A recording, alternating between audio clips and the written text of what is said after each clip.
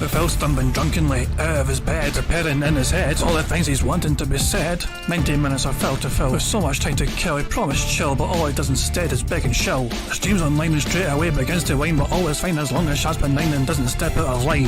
His content's immature for all to endure like fresh manure, but I feel sure he ran straight to feeling so insecure. The money he earned on yesterday was withdrawn and long gone, as Phil's spending impulse is always set to stay on. If supports are also slow and stays so low and fails to grow, you never know, the show may turn into an easy bingo.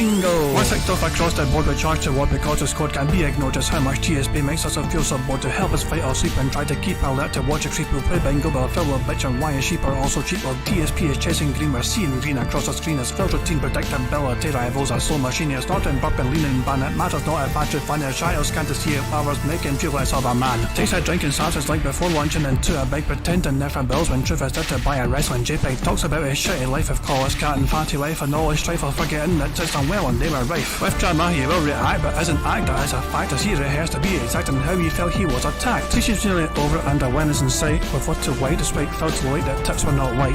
We'll say alright it is okay and now it's time for Phil to play, but first he'll say that tips will help from being off the other day. And with those words we win again. It's never if but always when the game is won. Thanks to that we made it to the very end.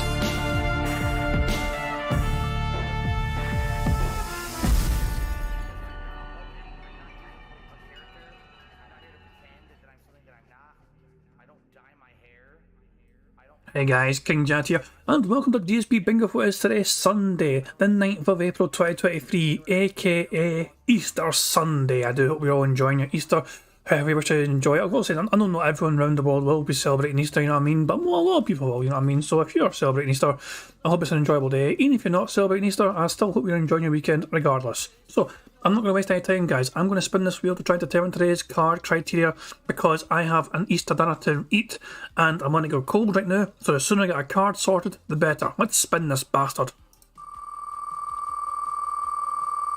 Spin, you ugly wee fucker. Spin some more and land on something good. React. Please, that's a fantastic one to land on. Fantastic stuff indeed.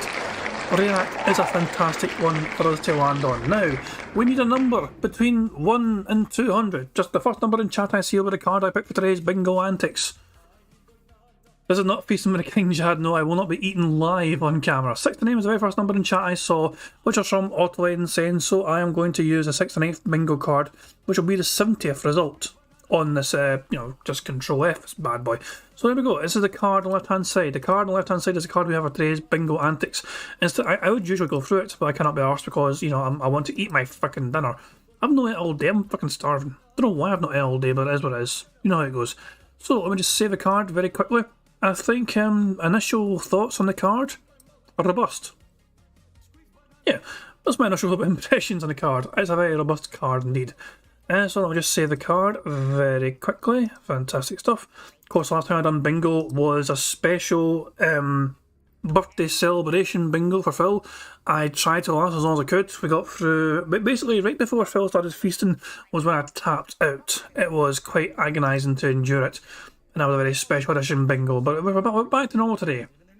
All back to normality today. Phil's live online and fucking happiness. Phil's still on a bit of a money high. For the last 2 days of streaming, Phil has been given about $800. I'll say $600 were from the fucking birthday marathon. So, yeah. Phil's in a fucking chirpy, happy mood, as you can tell. He's still riding a bit of a money high, and he's not fucking shy on letting people know how much money he's been spending on things lately because he was on his money high. He's actually gained a new fucking wrestler on WWE Champions, according to Gamebox as well. So, yeah, he's not fucking wasting time and spending that money. But I'll go through the usual kind of rules for bingo in case you're new to the stream. If you are new to bingo streams, then we have a bunch of free spaces for us to use. So, for example, if Phil snorts 25 times, that's going to be a free space. If Phil burps 10 times, that's going to be a free space. If he gets 100 likes, that's a free space. And if we get 100 likes, that too will be a free space. And these can double up as well. So if Phil snorts, if Phil burps 20 times, that's another free space. And so on and so on and so on. So, quick rundown on the card. Phil saying time, him talking about food, him being racist, him doing a YRT pose, and him saying reality, and him saying there you go, engagement, him giving a years ago story, him saying you know what I mean, and here's the thing. Then him standing up, him saying Twitter, him snorting, him saying life, and oh, Then Phil saying help, update, him using hateful slurs, him saying business and admittedly, and the final row is Phil saying shocked, necessarily, idiot, him doing a lean ban somebody, and him saying react. That's the card for today's stream. I'm going to turn the music up so you guys can enjoy some meerkat music while I stuff my face full of fucking food. So I hope you guys will enjoy the stream coming up, and I'll talk to you guys about it once I fucking finish devouring my food. In case you're curious, I have mashed potatoes, chicken, and Yorkshire puddings. Typical Sunday fare, essentially, you know what I mean? So I'm going to enjoy my winner chicken dinner. You guys enjoy the music, and I'll catch up with you soon. And then, you know, see what I mean? Like, this is how it is for me. Yet these shitheads out there want to fucking fuck with me behind the scenes, ruin my all kinds of financial shit for me. Then on top of that, make stuff up to try to make me sound like a terrible person on the internet. To make money, I have to pay Ben bills, you know? I have to pay Ben. Actually, I'm having problems turning my music up. 2 seconds here. The music being a wee bit funny. Here we go, 2 seconds. I was wondering if it was going on with music there. But here we go. Pay my back taxes. I have to pay my mortgage. Pay my internet bill. I have to pay Ben bills. I have to pay Ben bills, bitch. Pay Ben taxes. I have to pay Ben bills, bitch. Day to day, tips to tips, to pay bills and things. Eventually things will get better, but I'm kind of stuck right now with how things are. That's why I'm trying to make money. I have to pay Ben bills, you know. I have to pay Ben bills. I have to pay Ben bills. I have to pay Ben taxes. Bills. I have to pay Ben bills. I have to. If you want to sit here and you want to pretend like you're holier than thou, I'm better than those content creators, man. Because I have a job where I work 9 to 5 and I bust my ass at my job and I earn a paycheck, man. And then I come home. See, I'm not on the internet begging for money all day, man. See, I'm better than them, man. No, you're not any better. Everyone's the same. No one's better than anybody else. Get your ass out there and fucking work, bitch. Oh, you're right. You will take the ban. You're absolutely right. You will take the ban. You'll take the ban hard right in your fucking ass. Get the fuck out. You're supposed to be someone I trust, and you're gonna be a dickhead and go behind my back and hurt me and insult me. Get the fuck out. You'll take the ban real hard right up the finger. I'm just going to ban. Why am I toxic? Ban. Gone. Bitch. Fuck you and your mother. Fuck the trolls. Bitch. Fuck you and your mother. I'm just going to ban. Why am I toxic? Ban. Gone. Bitch. Fuck you and your mother. I'm just going to fuck you and your mother. That's right. This is the United States of Phil. I am the supreme being. I make the rules. What I say goes. This is my land. A nice lean-in manual. Now, just because I can, I'll issue a lean-in manual ban. Ban. Why am I toxic? Ban. Gone. Bitch. Fuck you and your mother. Fuck the trolls. Bitch. Now, just because I can, I'll issue a lean-in manual ban. Ban. Why am I toxic? Ban. Gone. Bitch. Fuck you and your mother. I'm just going to fuck you and your mother. Alright guys, how about this? How about everyone relax and let me play the fucking game and stop derailing my stream?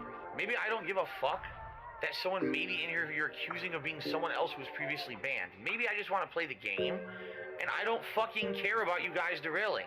Like, there's people watching this stream right now, they're trying to watch me play the game. Here's everyone in the chat. There's someone in the chat who's someone else who might have been previously banned. They might be saying racist things to do that. Shut the fuck up. Shut the fuck up. I'm looking at the chat for the last 5 to 10 minutes. None of that is happening in the chat. None of it. It's just you guys screaming.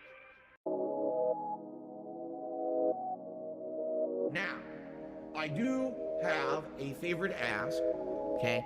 I mentioned this on tonight's late stream. I'm going to probably be mentioning it on every stream this week. Here's the deal. This week, I have 2 very large bills due. But then, I also have my day off on Wednesday. I bring this up because I need you to refocus your support if you were already planning on supporting me this weekend. This one's for all my baby girls. Phil's a joke, Phil's a clown. Fucking loser. Phil's this, Phil's that. He's a loco. Phil's a beggar. Phil's a beggar. Phil's a joke, Phil's a clown. Phil's this, Phil's that. Always going broke. Phil's a beggar. He's a loco. Phil's a beggar. If you think that someone who has to live day to day on tips and shit is funny, oh, so hilarious that this guy has stuff financially tight. Ha ha ha ha ha. No, it's not fucking funny. Now shut up. Phil's a joke, Phil's a clown. Phil's this, Phil's that. He's a loco. Phil's a beggar. Begging. Phil's a beggar. Phil's a joke, Phil's a clown. Always going broke. Phil's this, Phil's that. He's a loco. Phil's a beggar. He's a loco. Phil's a beggar. It's not begging. Okay, I'll be honest, it makes me nervous because I've noticed recently there's actually been an uptick in super chats, which is great. It helps the channel long term, and certainly I'm not being ungrateful. And if that's the only way that you can contribute or support the channel, great. If you can help me and tip me, please do. That's what I need help with right now, okay? Again, I'm not asking for anything above and beyond. You know idiots will come out in prayers. Phil's saying he wants you to pay directly. This dude is a piece of fucking garbage. Yesterday was a really slow day for me on stream. I didn't make a lot of support yesterday. It's you guys and you know how much you're liking the content I'm doing in a given day, how much you can afford to support that content. Can you argue it's a begging model? I mean, I guess. This dude is a piece of fucking garbage. I need this money, I get this money, beg for this money, I want the money. The only time I chill is when I pay my bills. The only time I get to chill is when I spend the bills. Scumbags and mental cases on the internet still support I'm a beggar and I'm a loser and I'm on level 1. That I can't go on a honeymoon with my wife. I'm paycheck to paycheck. I'm on level 1. I need this money, I get this money, beg for this money, I want the money. The only time I chill is when I pay my bills. The only time I get to chill is when I spend the bills. I need this money, I get this money, beg for this money, I want the money. The only time I chill is when I pay my bills. The only time I get to chill is when I spend the bills. If you are watching his shows and you're paying his bills, you're a fucking loser. You should not support this guy. He had an opportunity to make serious money to entertain you, and he wouldn't do it. But you're gonna still fucking give him $200? You're gonna give him $50 to pay his fucking bills? Nah, you got a job. You keep your money. Fuck that guy. I understand that people right now are so hyped for the gifted memberships, and I'm very grateful for that. I mean, thank you. But I hope that that doesn't mean that people are going to forego tipping, because that would put me in a bad situation. And in particular, I don't know why you guys, okay, why are you laughing? Grocery shopping, tips. Meal with my wife, tips. Coming up, my day off on Tuesday, tips. Nintendo Online, tips. Bills and stuff, tips. Tips are the liquidity of my business. Why are you laughing? Oh, so hilarious that this guy has stuff financially tight. I literally can't afford stuff on Tuesday on my day off, and you're gonna laugh? Oh, that's funny. When you can't go and do something with your family on your day off, your one day off for the week when you're working full-time 6 days a week, that's funny, right? No, it's not fucking funny. Now shut up. Grocery shopping, tips, meal money, money, yeah, money, oh, money, yeah, money. Thank you very much to Black Mage for the super chat. Says, what in the fuck was that bison slide? Dented as fuck art. Yeah. Some of my fans felt a special. But he's running very late today. Extremely late. Like usually begins about 8 minutes past the hour. We're now at 12 minutes past. Still nothing. But yeah, Phil's fans are kind of fucking... You got to wonder what they see compared to what the rest of the fucking world sees. Any tweets? Well, from Phil, no, Phil's like there. Phil's on a stream, Phil's live. We're just waiting to fucking begin, essentially. And the last message that Phil sent was Happy Easter to you as well, Jade. So there you fucking go. So I don't know why Phil's taking longer than fucking usual. He is planning a very special Easter segment on today's podcast. So got that to fucking look forward to, I guess. So yeah, it's maybe a fucking rough one today. But yeah, Phil didn't actually fucking... Oh, I forgot to fucking load up Pix Animations video for the end. That's something I forgot to do. I mean, I guess I got time right now if I can do it right fucking now, actually. Hold on. I'll just do it right now. Pixar, so here we go. Pixar. Give me a second here. And pause that. There we go. There we go. So I got the wee outro video ready to go. Notorious PIG contributions, but until then I also need to get through the whole bingo first, the whole podcast.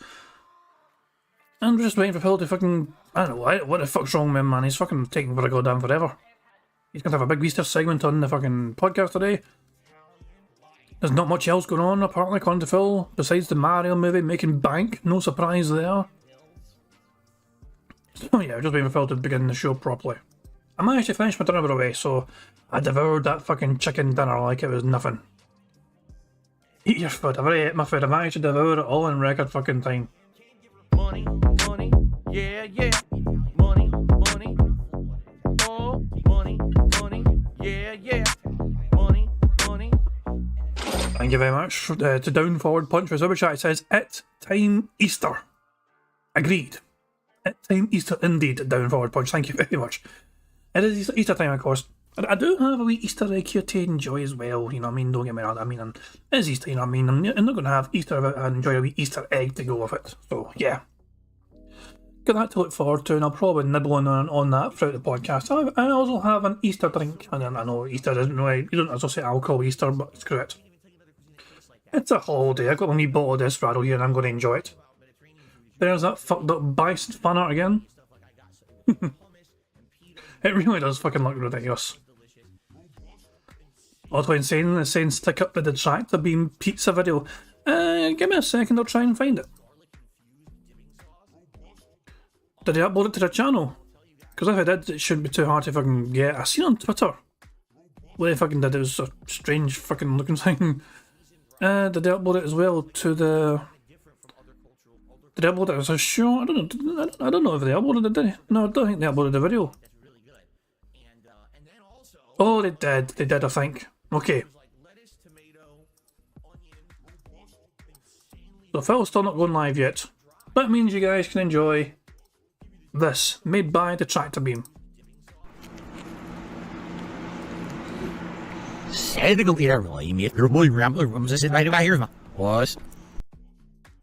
Fantastic.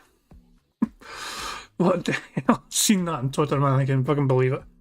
One more time.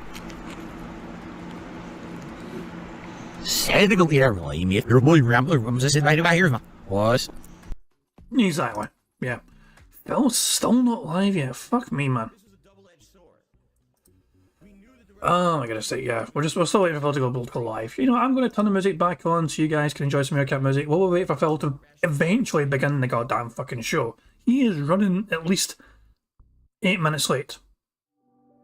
It is bizarre. Like, his stream's live or ready to go. Bingo is just raring to go, and Phil's like busy, I don't know, cleaning his hands again or some pish. I don't know what the fuck he's up to.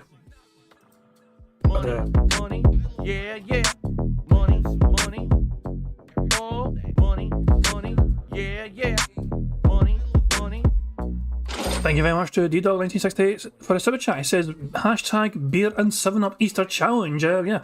It is not a 7-Up I am drinking. In fact, technically, it's not a beer. It's a tequila beer I'm drinking. Desperado original. Fucking, I'm just enjoying that. You know what I mean? Had a nice weekend of family day yesterday during the day, and I had a big massive bottle I took with me, a big 650ml bottle. I took that with me, and it was a good shit. It was good shit. And I managed to get a wee free pack as well, the smaller bottles to enjoy tonight. So I'm on my second one right now. So yeah, it's some good stuff. But thank you very much, D-Dog, for this super chat, and I do hope you enjoyed. I seen D-Dog's message earlier on in the chat where he was talking about how he was away, enjoying time away essentially.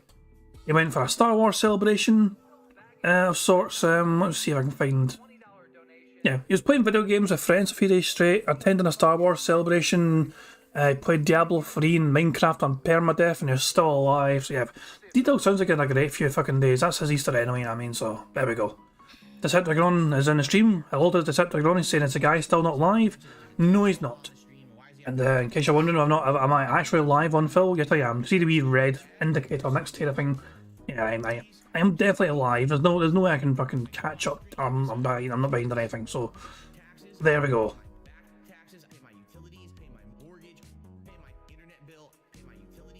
Are they talking about? I mean, what do you mean the touchpad is broke? Because Phil hasn't mentioned anything in his chat. Or they tweeted about it. Hold on. I'm gonna refresh your tweets. No, there's no tweets about it. Oh wait, is he actually talking? He's been talking the whole time. Hold on. Key and the F and He's been talking the whole time. This is what I get from muting Phil. blow her brains out. Hold on. Okay, so I'm going to begin the show properly. The bingo is going to begin when Phil starts talking. So here we go. Right, ready? So the bingo is going to begin. We'll still see this crap in front of you. But yeah. Hey everyone, if you can bear with me, I'm cleaning up a giant wet mess here. I was cleaning in my office. I was wiping down. He had a giant wet mess in his office, really. It is not the 1st of May, Phil. You cannot fucking celebrate an anniversary that soon. You got to wait another 20 days or so before you can celebrate that wet mess anniversary. Down my whole desk here with my laptop and everything on it, and I was actually like cleaning the laptop and doing all this stuff. And in the middle of me doing that, I knocked over my seltzer water right on top of my laptop. And the good news is the laptop is a very good laptop in this regard. It doesn't seem to have issues where like if you spill something on it, it gets destroyed or anything. But I am trying to dry the entirety of the laptop off here before we make progress here and start with the podcast. What's funny is I keep hitting a button on the laptop that shuts it down. I don't know, or like shuts the screen down. I don't know what button that is, but there's apparently a button on the laptop that does that, and I don't know which one it is. I have no clue. Prophet would love this fucking stream. Phil tried to fucking understand fucking laptop technology. Prophet would be in his fucking element here, man. Jesus Christ. I am going to go 1.25 speed because we're behind Phil by a wee bit already. You know, we're behind Phil by about, we're behind him by 5 minutes already. So I'm going 1.25 speed to try and catch up to Phil. We're still playing bingo. So we'll see what happens. Well, let's listen out for snorts and everything else. But he keeps doing it. He just did it again. So here, I'm actually trying to just make sure it's dry. It looks like it is dry, so that's good. And make sure everything works. Uh-oh. My touchpad is not working on the laptop. That's not good. Why is the touchpad not working? Did I somehow disable it? If the touchpad doesn't work, that's bad. Because I would have to get a mouse to have my laptop work. Yeah, this is weird. I can't even see you guys talk right now. At all.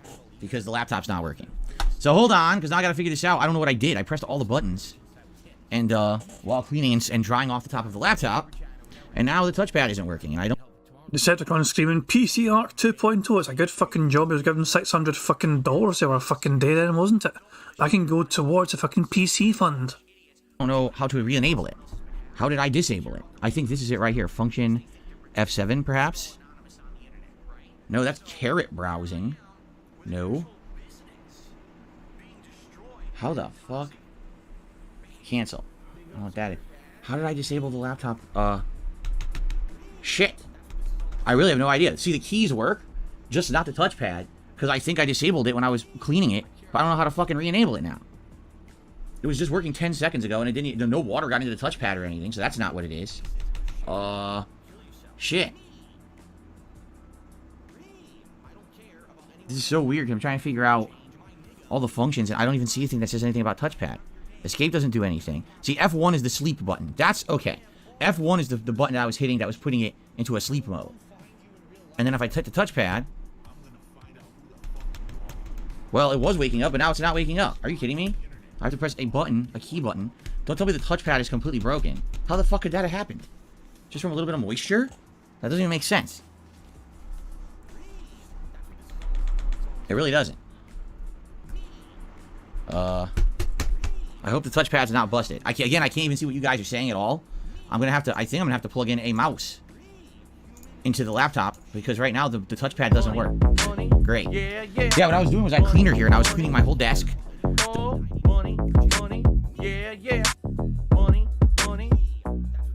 Thank you very much to Black Mage for a super chat. He says, good thing he got $700 this weekend. That's what I was fucking saying there. Phil has made $800 in the last 2 days.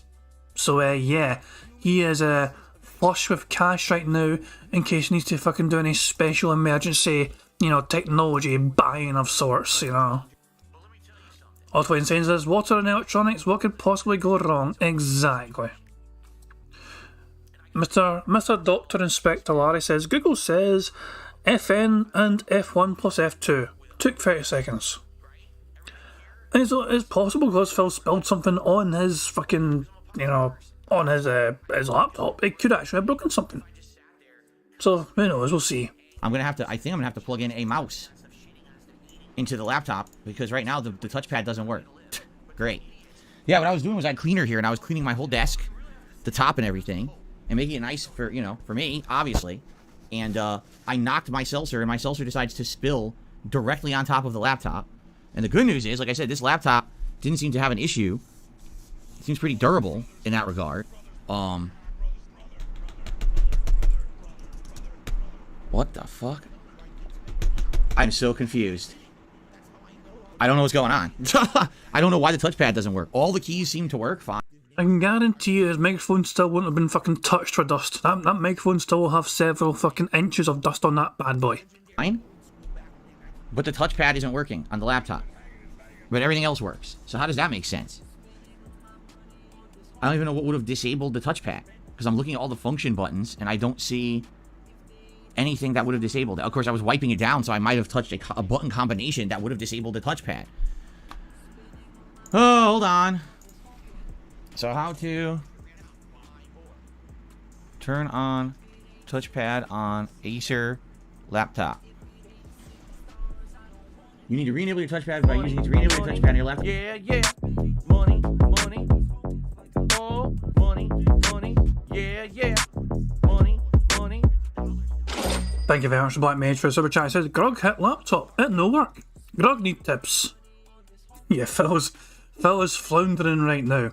His dumb ass is fucking really, his balls are something magnificently spectacular fashion. He could just plug a mouse in and get on with the goddamn show. But nah. You need to re-enable your touchpad by using it to re-enable your touchpad on your laptop. You press the function key and the F6 or F7 key. F6. Nothing. Function key F7. This says, turn on caret browsing. Navigate pages with a text cursor. What? I don't know what that means. So I don't think that worked.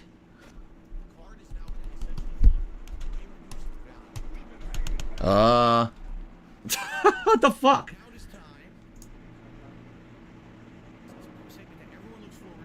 I don't know what I did. Just simply because I was cleaning my laptop and I got it wet and I started drying it, I somehow disabled the touchpad and now there's no way to easily re-enable it. You've got to be joking. Like, what a stupid thing. This is so effing dumb. How do I turn my touchpad back on? Press and hold the Windows key, then press the Q key. In the search, type touchpad. So, Windows key. And then the Q key. Okay. In the search box, type touchpad. There is no search box.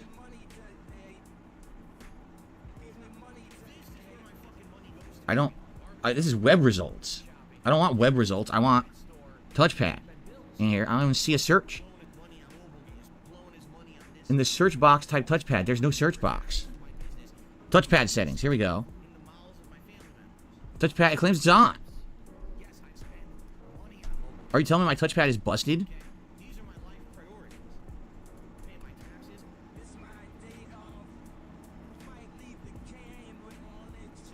Oh my god, this is fucking stupid. Touchpad. I can't even turn it off and on. I have it highlighted as on, and it doesn't do anything. What the fuck? Aye, sure, just smack the crap out of some water. That'll surely work great. You're telling me because I spilled a little bit of seltzer water on top of my laptop, my touchpad is now busted permanently? Imagine fucking water and electronics not fucking combining well together, eh? Who would have fucking guessed that? You gotta be joking. Oh my god. So now I gotta get a fucking mouse to even use this thing? I'm starting to get upset. I'm starting to get very upset. Tony's asking who screamed just now. It's quite possible you heard my niece. My niece is over. So... Yeah, yeah. Money, money. Oh, money, money. Yeah, yeah. Money, money. Thank you very much, Black Mage, for super chat. It says, plug in a fucking mouse. Yeah, yeah. Money, money.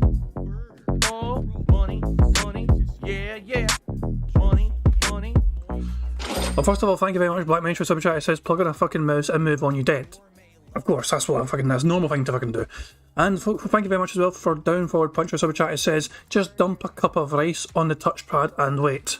Of course, that fucking notorious way to fix things, like, for example, a mobile phone. If I get water damage, just put it in a bag full of rice and apparently it dries out. I'm not sure to test that myself, but apparently it does work. We need a whole lot of rice though for that laptop. But yeah, if you hear any random fucking noise in the background, especially any fucking random particular screams in the background, my wee niece is visiting and she's in a wee temper tantrum, it seems. I don't know what's going on. I guess I have to get a mouse or else I can't use it. Isn't that great? I'm trying to see what else I have plugged in via USB here. This is the light, the lamp.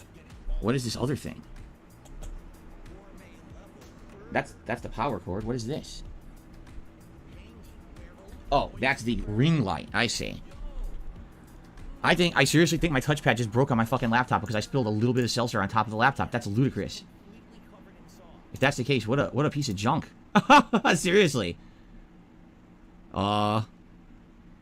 Well, I guess I have to get a mouse to try to see. I can't even use my laptop right now. So hold on. Let me get a mouse. I know I have a mouse right over here. Here's one. This looks like junk. It is. Wow, it's a junky mouse. A piece of wow. Hopefully this is just a temporary solution because this mouse is crappy. I don't really have another good mouse anywhere. Well, let me see if this works if I plug it in. Oh my god. What a fucking stupid way to start the day. Yeah, yeah. Money, money. Oh, money, money. Yeah, yeah. Money, money. Thank you very much for Black Mage super chat. It says, I hope your uncle will write and fill her with sugar before sending her back home so she's a parent's problem later. She's not going home until tomorrow. She's staying overnight. Yeah, I did get an Easter egg of sorts, so she can get a nice wee sugar high and then crash hopefully later on. Oh my god. What a fucking stupid way to start the day. Oh, you made a small mistake. Here. Torture yourself now. Yeah, I can't even plug this in. I don't have a USB port for this fucking thing. I don't. This is beautiful. Is he still not live right now? Like, hold on. I'm fast forwarding. I'm not telling you. Oh, okay. Bill will be able to begin the stream properly in like fucking 6 minutes time, 7 minutes time. Because I'm thinking I have the Pac-Man light, and I have the ring light, and they both need to plug in via USB. The other USB, I guess, charges my headset. So I guess I could alternate that USB port with a mouse, I guess. This is fucking stupid. Money, money, yeah, yeah.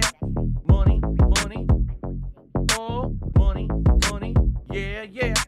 Money, money. Thank you very much to Otto Insane for Super Chat. Says, day's worst week ever. First YouTube did this. The thing is, it's his own damn fault, as usual. He is blaming the laptop for not being able to fucking handle getting soaked with seltzer water. When he had no business fucking having seltzer water around that laptop in the fucking first place. So, it's his own damn bastard fault. He can't blame anyone but himself for his own stupidity. Yes, Phil, this is the consequences of your actions. Here, so let me try it on this USB port then. Okay.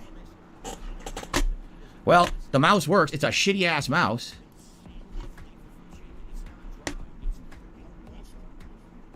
Yeah, the touchpad doesn't work at all. What the fuck? I can't believe the touchpad is busted. Are you kidding me? I'm really like flabbergasted at this.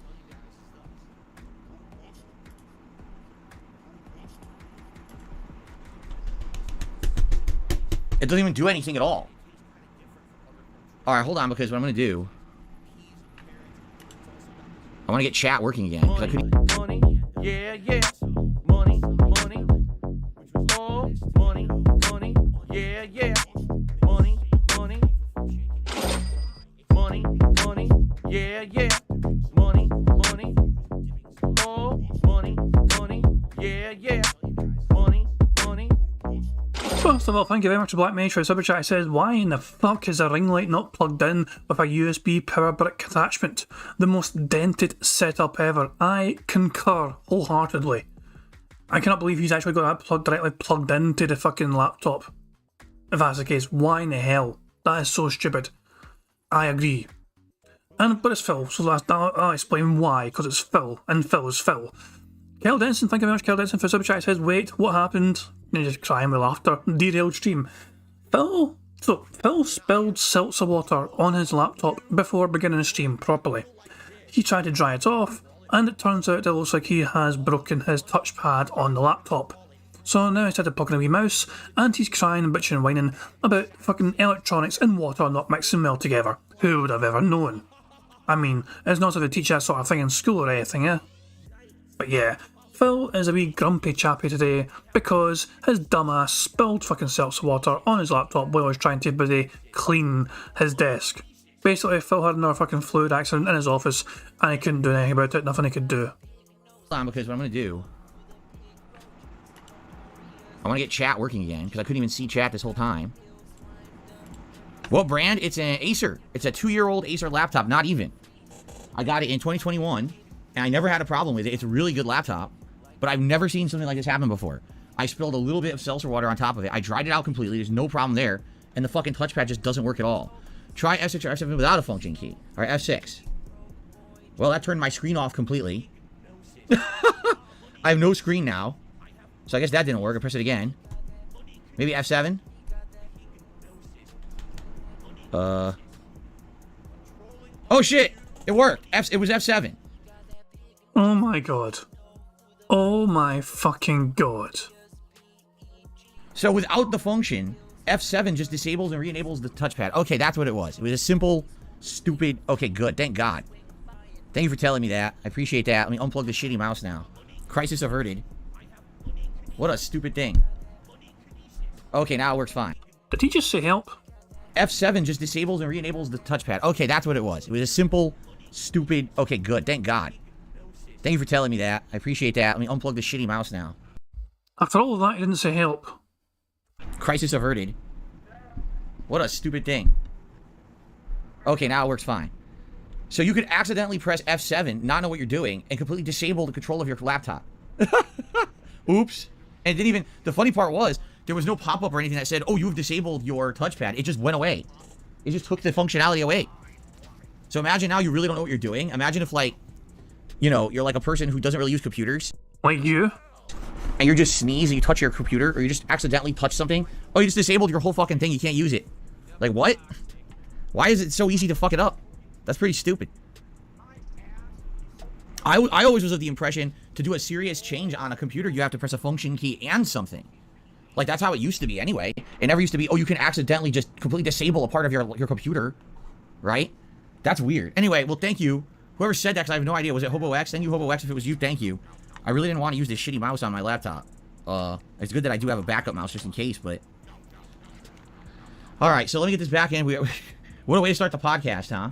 Obviously, we didn't even start yet, but what a weird beginning to the day. All right.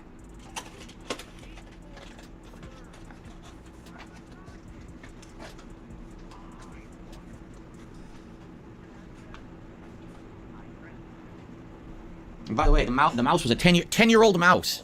Is my backup mouse 10 years old? That's all I have. That's the newest mouse I have is 10 years old. I'm not even kidding.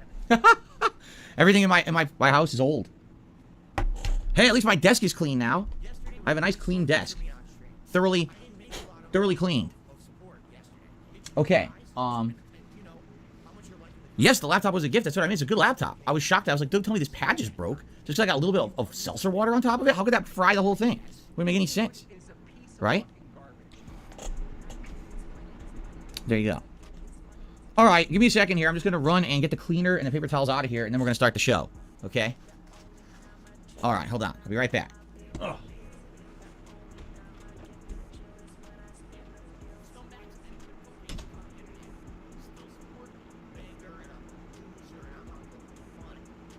Money, money, yeah, yeah.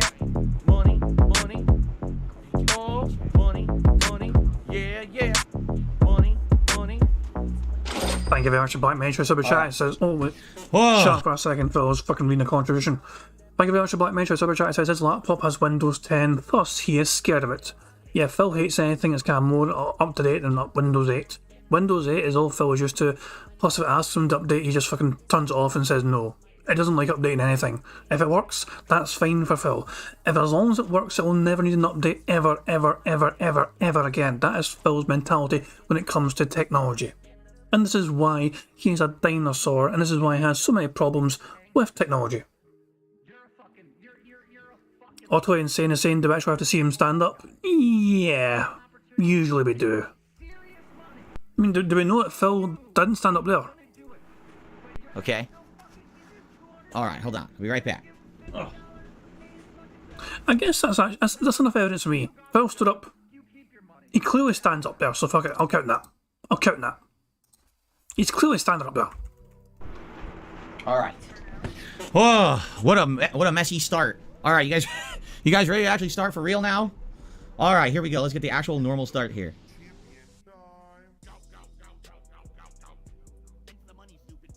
Oh, hang on. Hold on. If he's going to try and force us to listen to this, nah, fuck that. Let's fast forward that. Fast forward that. And fast forward. Okay. So you all know a job when it comes to bingo antics, you know, just tag me in chat because I miss anything on the card. I don't try and miss things on the card, I do some things because I'm a stupid bastard. I cannot help it. Bugs, bingo mechanics and all that jazz. 25 out of 25 means one of you guys can win a prize, so fingers crossed we can get a full house today. And yeah, it's a fucking bit of a derailed start to the bingo, I know, with Phil's fucking laptop issues. But here we are, properly beginning now, and already have 4 things ticked off on the card. Fantastic stuff. Good morning, everyone. Phil here, and welcome to the Level 1 podcast, where we're busy having fun down here on Level 1. Happy Easter 2023. Today is Sunday, the 9th of April 2023, and indeed, it is Easter Sunday for many. I knew it. I knew his coming. Look at his. He cleans his desk apparently, but look at this laptop. Look at this microphone. Look at the amount of dust still living on top of this fucking microphone. Would it kill him to fucking run a cloth over it for fuck's sake? Just to fucking clean that shit once in a while? Jesus Christ, man. I knew he wouldn't fucking clean that. Depends. I guess it really depends on what you celebrate and how you celebrate, because it's both a religious holiday, but not a religious holiday. Hold on one second here. The ghost. Can't forget the ghost. Hold on a fucking second. Did he just fucking claim that Easter is not a religious holiday? I mean, I know not everyone around the world fucking celebrates fucking Easter, but Easter is a religious fucking holiday, for fuck's sake. It might not be a part of your fucking faith, but for those that do fucking celebrate Easter, it is a religious fucking holiday, you stupid dick. Gee, I mean, I need to hear that one more time. Happy Easter 2023. Today is Sunday, the 9th of April 2023, and indeed, it is Easter Sunday for many. Depends. I guess it really depends on what you celebrate and how you celebrate, because it's both a religious holiday, but not a religious holiday. Hold on one second here. The ghost. Can't forget the ghost. There we go. I mean, this film stand up anyway, so there you go. Happy Easter, my friends. If you are celebrating today, I hope that you're having a really good day, and I hope that you are enjoying all the festivities. If you don't celebrate Easter, well, happy Sunday. I hope that you're still going to hang out with me today for the podcast and for the gameplay that we're going to do today. So I have a lot to talk about today. I do. First of all, only a one stream day today, just to clarify for everybody. Not a double stream day, because later today I'm taking this one night a month to do my private react videos for patrons for the month. All right? If you don't know what that means, I have a Patreon, patreon.com/darksidephil, and people who pledge $50 or more over there are entitled to a private video. It used to be a private Q&A video, but people kind of didn't really care about that much anymore when my streams became more interactive over the years and people just talk to me all the time now. So instead, it became private react videos, and I've had people have me react to so many various things all over the internet. I actually have to do basically like 3 videos tonight, but some are combined into one technical thing. But anyway, I need time to do it, so tonight is the night that I'm going to do that and get that done, and that means for the rest of the month, I will have full days of streaming pretty much every day that I'm on the internet. No problems there, having to worry about interruptions. I know last month there was a lot of interruptions for things behind the scenes, but that's all done. So now we can move forward and have all the fun gameplay you guys love, okay? So only one stream today. What we're doing is the Level 1 podcast here today, and of the topics I'll be discussing today, a little technical disaster that I had at the beginning of my stream here that led to me being late by about 15 minutes. We'll talk about that. And then Easter. I want to talk about Easter celebrations. I want to talk about what I used to do when I was growing up for Easter, because my family actually used to treat Easter as a pretty major holiday. As I grew up as a Roman Catholic, it was a religious thing for me, but we also had all kinds of other festivities for kids and things that we would do. So I want to talk about that. I'm curious about what your celebrations are. We'll talk a little bit about that. And very little game news today. In fact, the only news today is how did the Mario movie do? And I'm curious if you know how the Mario movie did this weekend. We'll talk a little bit about that. There's also a little bit we need to talk about the upcoming large-scale React event. So we have a few various topics to discuss today that should make the podcast pretty fun. All right. So welcome to the show, everyone. I hope you're doing well. What a weekend so far. You know, this is my 3rd streaming day of a 5-day streaming week. It is a shorter streaming week for me because now I'm trying to get my schedule back in line. You know, for a few weeks there, my day off shifted from Wednesday to Thursday, but now it looks like it's going to be shifting back to Wednesday. So this is a shorter streaming week for me, but then next week we'll be back to the usual 6 days of streaming. Obviously, I'm excited to get to a more set schedule and to get new playthroughs going, which will begin tomorrow, which we'll talk about in a second when we go through the schedule. So it's good stuff. Now, this weekend, a little bit more of a chill weekend, of course. Today, we're going to be finishing up Metroid Prime Remastered as long as everything goes according to plan, and I think it should. At this point in the game, I'm pretty sure I've gotten every ability. I think the only thing I need to do now is go back and retrace my steps and open up all the doors that are the plasma gun that I have not been able to open yet because I didn't have the plasma cannon yet. So now I have it, so I can go back, backtrack, open those doors, and I believe there's going to be the Chozo artifacts that are there that are left. And once I get all the remaining Chozo artifacts, that's the end of the game, right? Then you go back to the main area, to that kind of control room dashboard area, you use all the artifacts. I think that opens up the end of the game. I think it's the final boss and all of that. So depending on how long it takes me to backtrack through the game to get all the Chozo artifacts, will determine how long it takes me to beat, but I'm pretty sure we're going to beat it today. I hope that you guys will help me. Obviously, I've already played this game. Spoilers are fine since I've already played and beaten it. If you want to help me out, guide me through to figure out where the remaining Chozo artifacts are so we can wrap it up today, that would be great, okay? Okay. So that's good. Now, tomorrow we start with all new stuff, if you're not aware, all right? Let's go over actually what I've been doing this week. So first of all, there was my birthday marathon on Friday, which went really well. Tons of content came out of that, including 2 tier maker videos that are now live over on DSP React, featuring the best horror movie villains and the best video game consoles ever.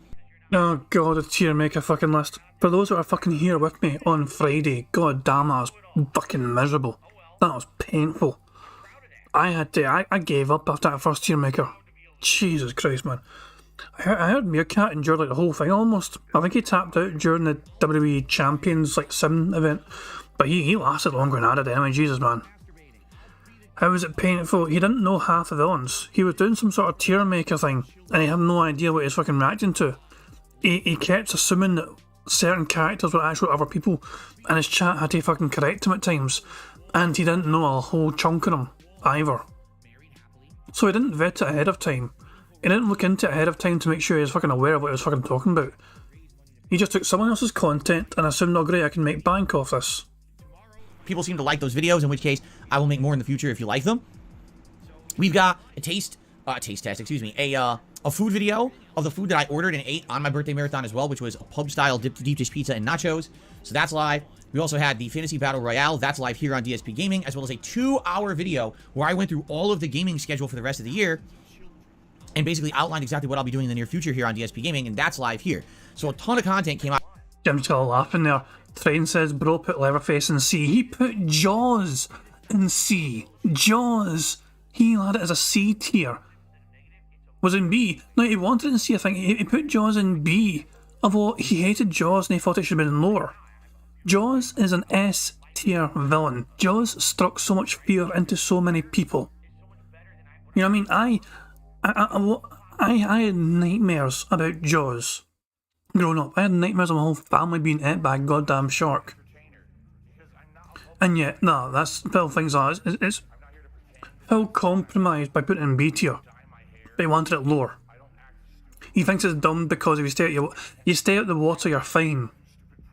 That's Phil's logic. You stay out the water, you're fine. Jaws won't get you. Of course, I'm just Phil to say that. The person that barely fucking bathes is going to fucking say that. Of course, Phil's going to. Jesus Christ, man. Yeah, I'm still annoyed. I'm still annoyed that he fucking put Jaws in like the low B. He wanted it even lower. Out of the birthday marathon. Then yesterday, we got back to our regular schedule with DSP versus the Internet, my weekly React show over on DSP Reacts. Thanks to anyone who attended or supported. We actually hit a record number high amount of members over there, 105 members, the most we've ever had. So it was pretty fun.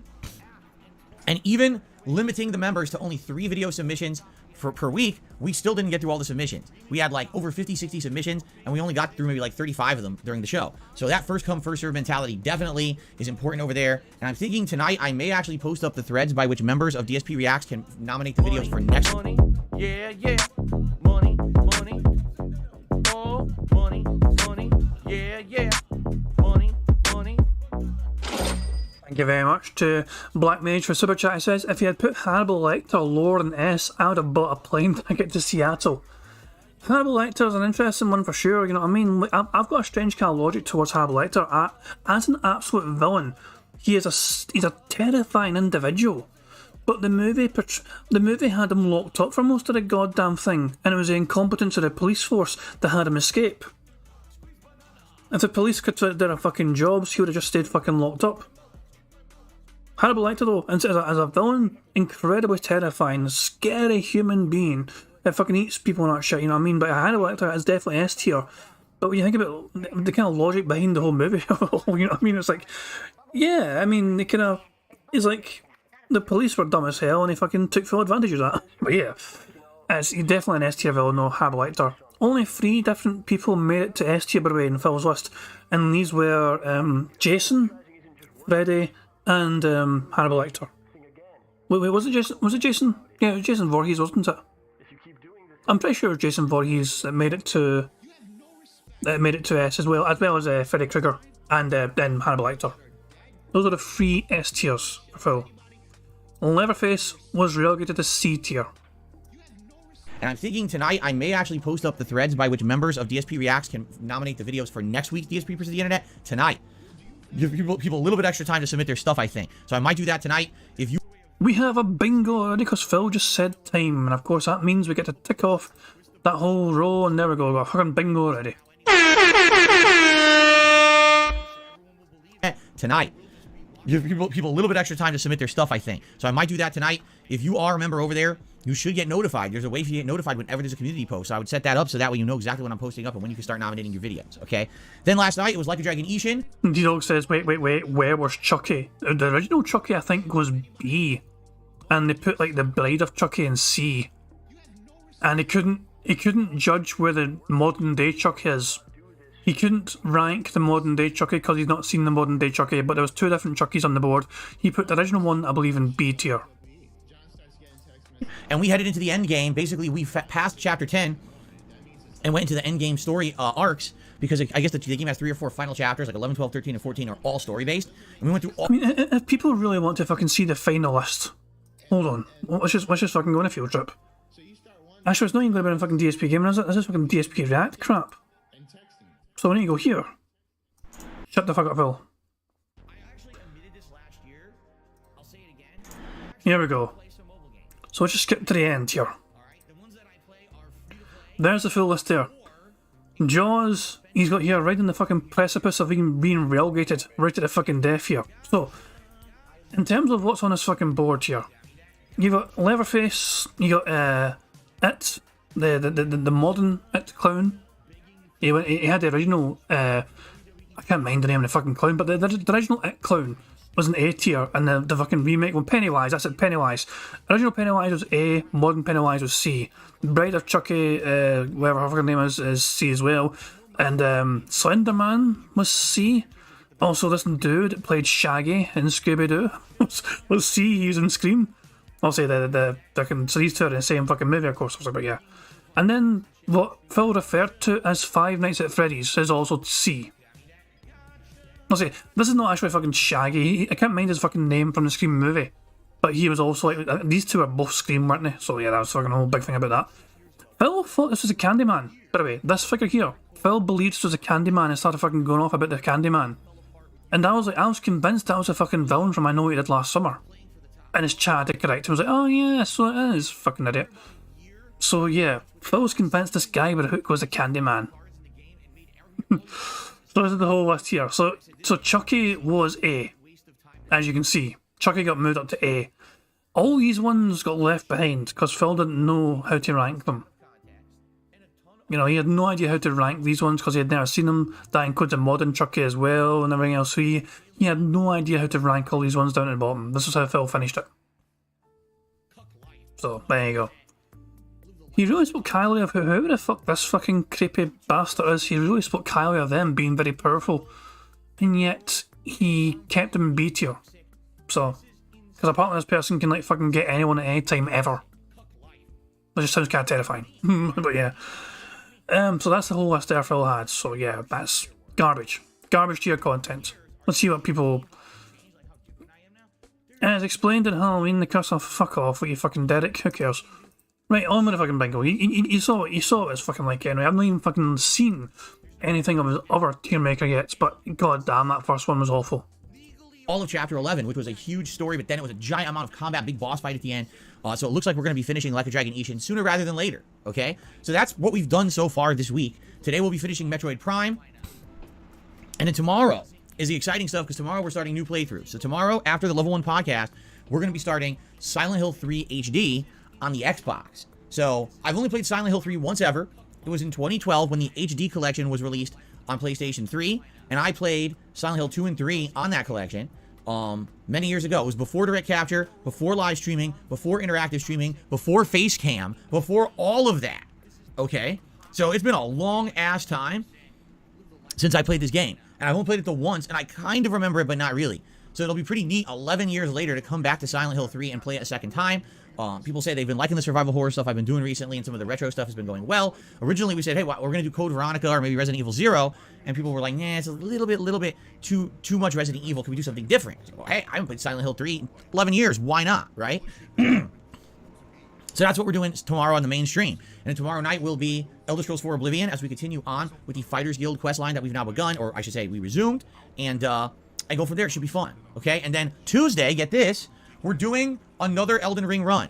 We're starting up a brand new one. Now, what's up for contention right now, apparently, is that there's disagreement if I should be playing New Game Plus of Elden Ring, which is what we talked about for the last year, with a new build based on everything I did in the first run, but basically making an optimal new build, something that I didn't do in the first run, or actually just starting over completely from scratch. Some people are of the impression they want me to start over from scratch.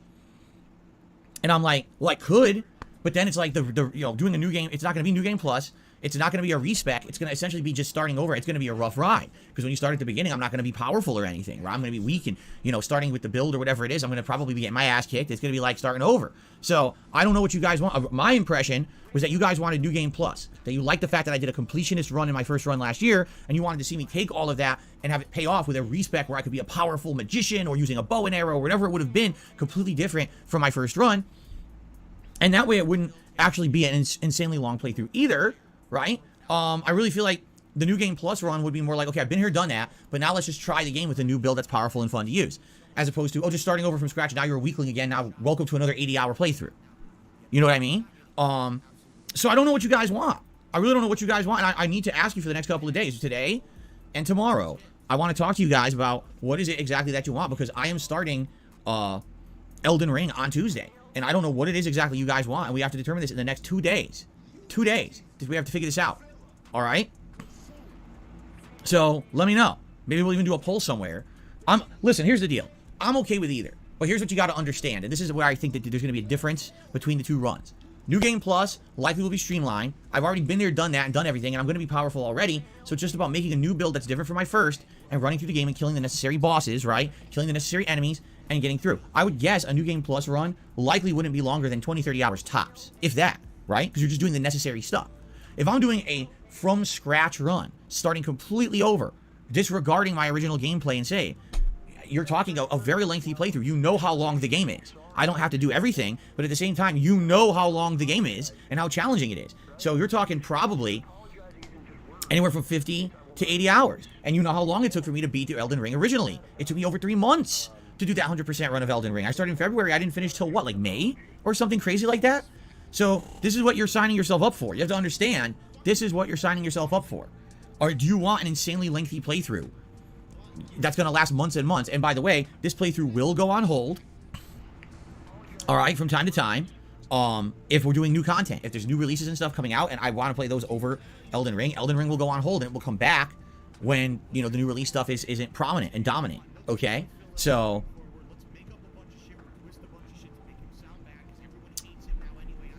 Astronaut says, the DLC is coming later this year. Are you going to play it twice again?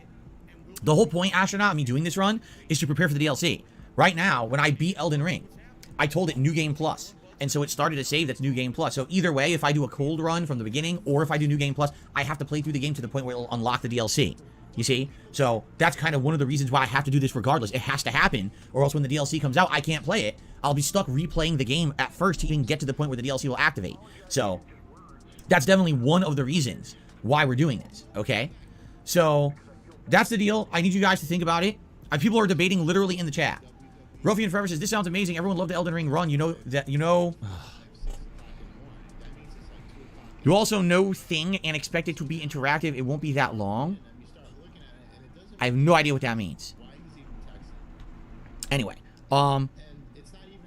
so I need feedback. We got to talk about it today and tomorrow to determine what we're doing on Tuesday. Again, I'm okay with either, but the way I see it is, if we start over from scratch, you're asking for a big commitment of a very lengthy playthrough, as opposed to if we do New Game Plus, it's going to be a more streamlined playthrough where it's not going to be super lengthy. You understand? I really feel like New Game Plus will be like 20, 30 hours just beating the major bosses and going through the major dungeons or whatever with a new build, as opposed to starting over, you're talking, again, 50 plus hours minimum, and you know how long that takes with my schedule, okay?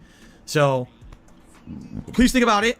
It's starting Tuesday no matter what, but we need to think about it and determine what we want to do, okay?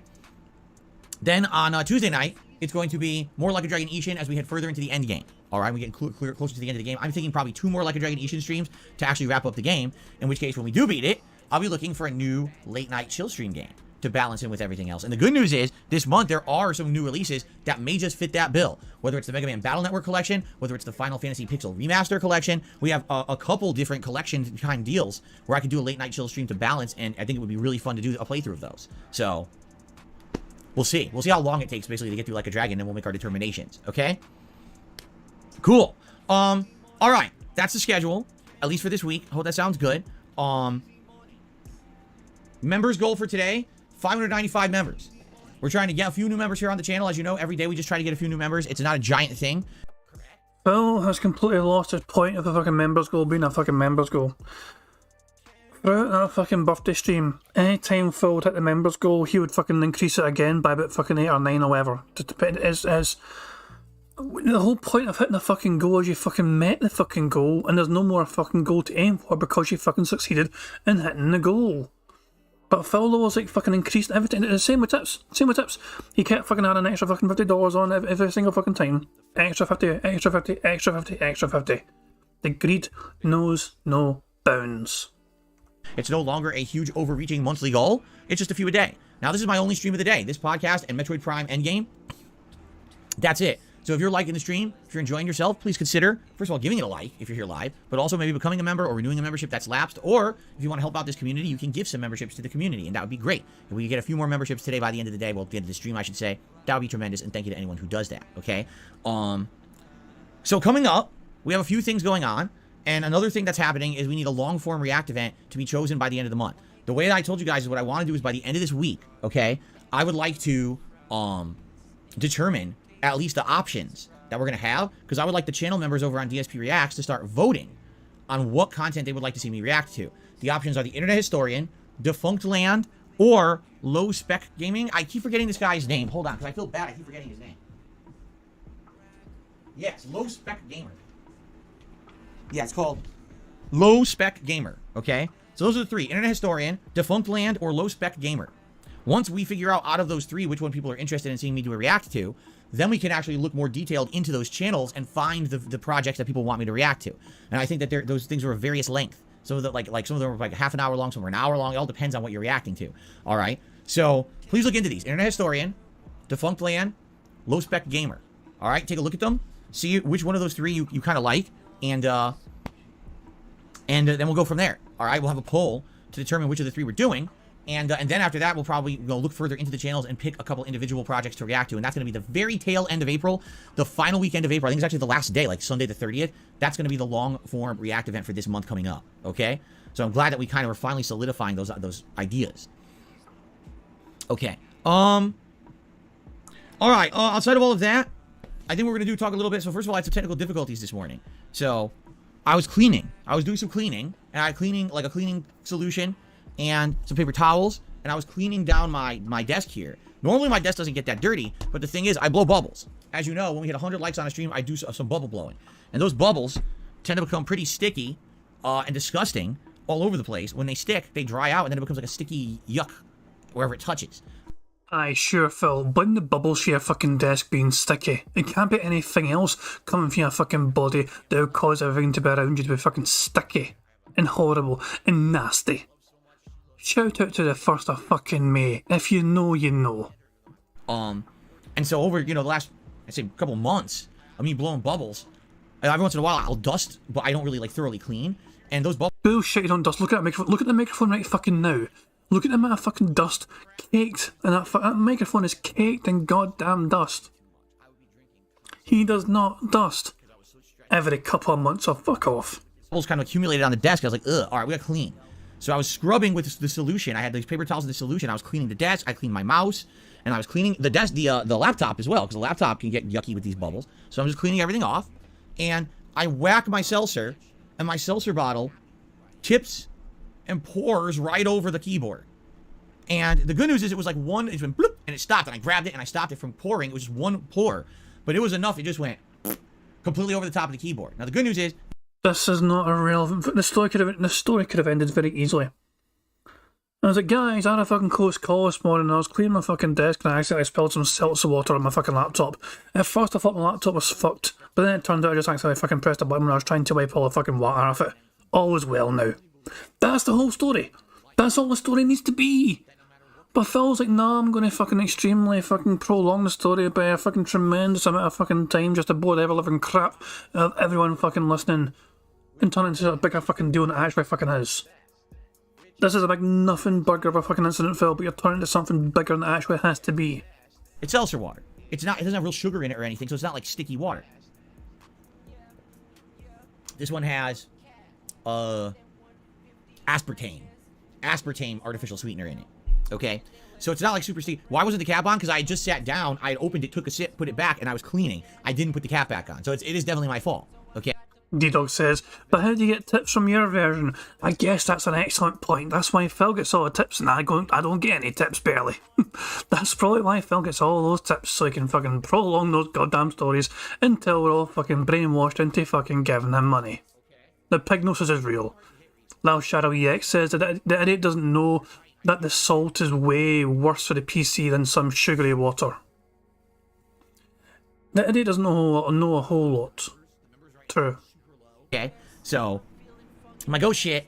So I immediately grab the paper towels that I'm already cleaning with, and I put them down on top of the keyboard to absorb the seltzer. But as I'm palming it to suck it in, basically I'm touching all the keys. And I didn't know what I did, but I disabled a bunch of shit on my laptop. The screen turned off, and then I was like, oh crap, let me turn it back on. So I just started touching the buttons, and it turns back on, but the touchpad won't work. And I'm like, uh-oh. So the weird thing is, everything else is working. Like, the keys are working, the screen works, but the touchpad's not working at all. And I'm like, well, let me thoroughly dry it first. So I do, and I finish cleaning. I'm like, so what's going on? And so I unmuted the stream. I hadn't even started the podcast yet, but I unmuted the stream and started talking with everyone on stream. And I'm like, I don't know what's going on. I accidentally did this, and now I can't get my touchpad to work. And this sucks. If it doesn't work, that means I need to use a mouse with my laptop forever, which I wouldn't want to do, obviously. So I messed around a little bit with it. I started hitting the function keys, and the function keys are doing various different things, but nothing seems to be doing anything. And I even look it up online because I have my desktop here. So I look it up online. It's like, oh yeah, you have to hit function F6, function F7. I'm hitting it, and it's not doing anything. I'm like, well, this isn't working then. I don't know. It actually was doing something else. Like, what is this? If I hit function F7, it says, turn on caret browsing, C-A-R-E-T. I'm like, what the frick is caret browsing? I don't know what that is, right? So I'm doing all these things, and then finally, after me sitting here for like 10 minutes, trying to figure out how to get this touchpad to work, and it's not working, I believe it was HoboX who said in the chat, just try touching the function buttons without the function key. And I was like, that doesn't seem to make sense. Why would the F buttons work without the function key? And I touch it and it works. It was F7. I touch it and now the touchpad works. And I'm like, so let me get this straight. There's a whole row of function keys. There's a function key on your keyboard, but that's not what enables it. They just work anyway. You don't need the function key. So why does the function key exist? And if you say, oh, it's because they have an alternate use, that's fine. But I'll tell you, like I used to be, you always had to hold function and then an F key to get those things to activate to prevent something like this from happening. Because think of it this way. Obviously, I'm computer literate, but I'm not an expert. I didn't know about this. I didn't know that if I just accidentally touch one of the function keys, I could disable something critical to using my laptop. Right? Now imagine if someone like one of my parents did this. My parents are, well, my dad is computer literate. My mom doesn't know anything about computers at all. Seriously, it's like Martian technology to her. Like, she doesn't get it at all, right? So imagine now, she just accidentally is like doing something and glances over a function key. It could disable everything on her laptop. She doesn't know how to do it, how to fix it. So now what she's supposed to do? Call tech support? Like, why is it that easy to disable all the shit on your computer? It doesn't even make sense. It didn't used to, I'm telling you, it didn't used to be like that. I know for a fact it used to be much harder. I mean, yes, you could do those things, but you would have to press multiple keys plus another key to disable a critical function on your computer. It's really weird that it was that easy to do. And I'm actually kind of scratching my head wondering what design genius thought it was smart. Because what if I sneeze? And I just go, whoop, like this on my laptop. Oh, now I disabled 2 functions and I don't even know what I touched, so I don't even know how to re-enable it, right? This is pretty stupid. So it's like, in order to know how to use your computer, you have to have a spare computer over here that you already know how to use just in case something goes wrong with this computer, you can access it from this computer. Like, what? I don't know. It just seemed really dumb to me. I wasted 10 minutes trying to get the touchpad working when it never should have been disabled in the first place because I spilled a little bit of seltzer on my laptop and I'm dabbing it to dry it off. Disable half your computer. What? Like, why? That's so dumb. The funny part is I've had this laptop for almost 2 years, you know, and I don't really do stuff like that. I'm usually pretty good around it. So it's like, just to show how common an accident can happen. You could have something for years and years and think you know all about it and accidentally fuck it all up, right? So anyway, that was pretty dumb, but I was late to the podcast for like 10, 15 minutes. I was still talking with the audience, but I didn't start the podcast on time today because of that. It held it up, which is pretty annoying. What operating system? I don't know. Windows 10? I think it's Windows 10. I don't think it's Windows 11. This was summer of 2021 was when I got this laptop. So I think that was still Windows 10. I think they were going to offer the free upgrade to Windows 11, but I don't think I ever did it. I'm pretty sure this is Windows 10. All right, settings. Would be under system? How would I see this? System? I don't see it here. What is this? About? Maybe it's about. Here we go. Yeah, it's a Acer Aspire. It is running on Windows 10 Home. Yes, Windows 10 Home. Installed June 30th, 2021. So it's a June 2021 laptop. So why does it not have Windows 10 Business instead? Because this laptop is specifically for his business. It's relatively new. It's a very nice laptop. Super good. No complaints except for hitting a button and disabling half the functions of the laptop. But outside of that, it's a really good laptop. So, okay.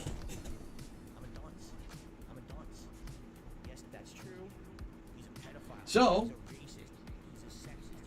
the good news is the crisis was averted, right? But it was kind of annoying. Now I gotta be careful around this thing. God forbid I sneeze and I accidentally, like, destroy the screen or something. Or disable it for hours. Today's Easter. Easter is a holiday for religious purposes. If you are Jewish, it's Passover, which I believe is the celebration of the, I know this sounds weird, the angel of death passing over the house of the Jewish people, but it killed the firstborn of the non-Jews in the Old Testament. I'm pretty sure that's what it is, right? That's kind of a weird thing to celebrate. That your children weren't murdered. I mean, am I wrong? Is that not what it is? Right? Then again, if you're a Christian, Easter is the celebration of a guy who was brutally murdered, stabbed, impaled, had a crown of thorns shoved into his head. He bled out. Then he was crucified, hammered nails through his wrists, hung on a giant cross, and gored and bloodied to death. And then he was brutally taken, well, I guess he wasn't brutally taken down because his friends took him off the cross and buried. And then we're celebrating that he came back to life as a zombie. God, it's like you just use words you hear randomly to try and sound smarter. I wish I was making this shit up, because when you just talk about it, if you're not in that religion and you talk about it, you're like, what? So either we're celebrating that our children weren't brutally murdered by the angel of death when everyone else's were, or we're celebrating that the person who we worshipped as the Son of God was brutally destroyed, murdered, tortured, and now he's a zombie. Wow, these are some great celebrations. Right? Anyway, yes, he is a zombie. He came back from the dead. He's a zombie. People are saying he's not a zombie. Well, whatever. He came back from the dead, Jesus Christ, supposedly. So, that's the celebrations today. We're not here to talk about the religious side of things, okay? We're here to talk about... we're here to talk about the celebrations that people do on today. Now, for my family, all right, Easter was actually considered... Remember, Phil has a moral compass. He was raised a Roman Catholic. He takes this shit very seriously, apparently, or at least he was forced to fucking take it seriously when he was fucking younger. Jesus Christ, man. I cannot believe that diabolical explanation to fucking faith and religion not shine. I was half tempted to fucking say, calm down. Jesus, he's not a zombie because he didn't exist. I was very tempted to say that, but that'd be a bit mean of me. That'd be a bit cruel of me just to fucking say that. You know what I mean? But I hear him. No, it's incredible. Phil's just fucking saying, Jesus was a zombie, came back to fucking life. Fuck off. Let people fucking believe whatever faith they fucking want to believe in, if it fucking makes them happy, whatever, you know what I mean? Don't fucking shit over their fucking beliefs. One of the big holidays that we celebrated in the year. It was Christmas, Easter, and birthdays. Now, did we celebrate other holidays? We did. Thanksgiving, we always had a big meal, but it was only private just for our kind of small family. We never really got together with other family members or we celebrated in a big way on Thanksgiving.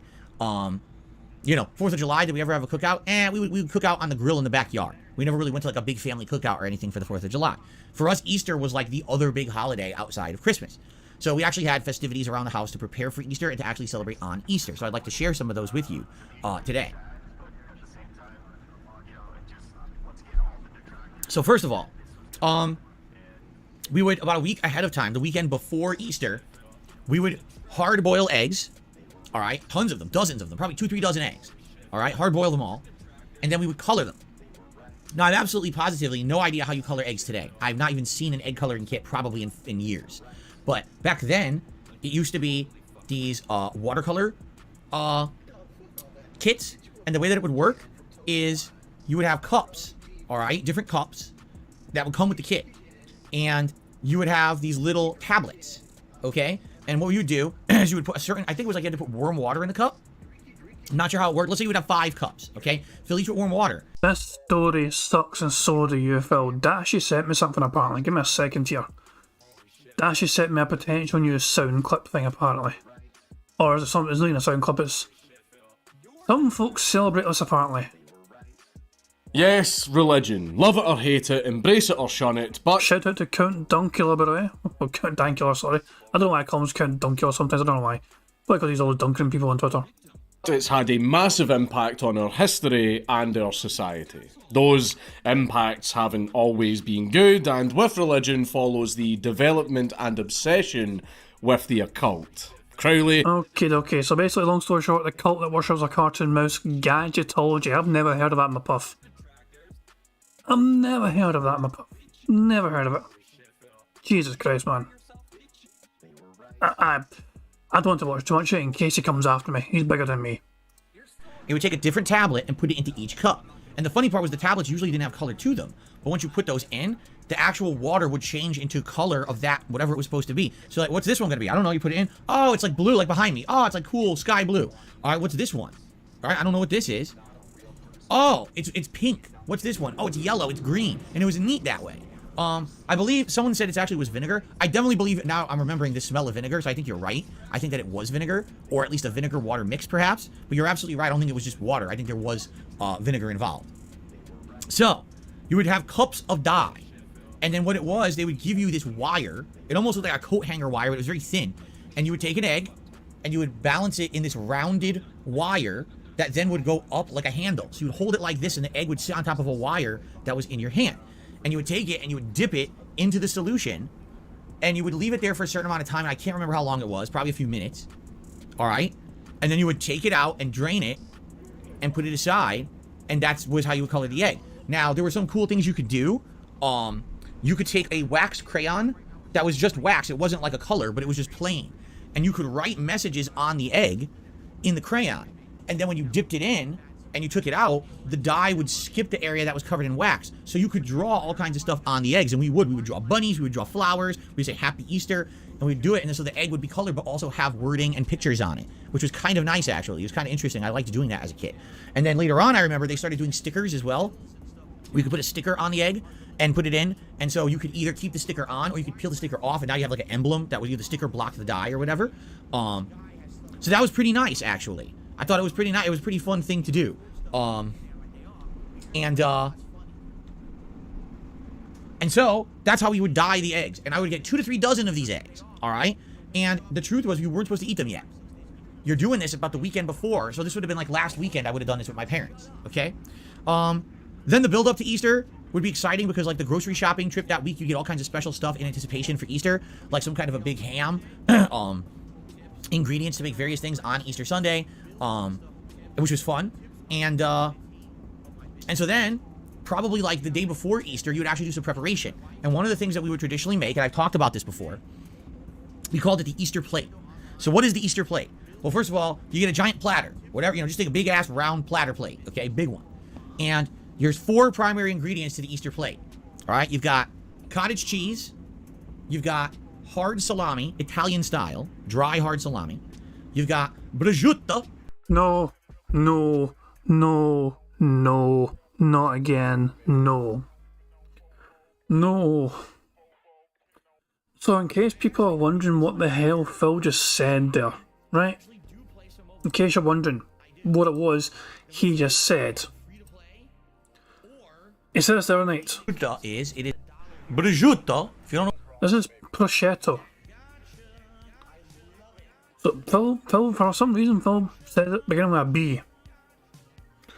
And he goes, "Oh, prosciutto is prosciutto. If you don't know prosciutto is prosciutto." For the life of me, when Phil said this at first, I had no idea what in the hell he was talking about, and I was trying to understand what the hell kind of. But yeah, it's prosciutto. I mean, I don't know if I'm saying it. I assume I'm saying it better than Phil. At least I bloody hope so. I know it as prosciutto. I'm not even fucking Italian. I'm just some dumbass Scot. But I'm pretty sure most normal people pronounce it as prosciutto. It's kind of funny anyway because the whole thing became about with. Illusions of. So has anyone seen this? So a lot of people might not have seen this from Phil's birthday event. That's right, all of my delusions of grandeur. Oh no, my delusions of grandeur! Oh!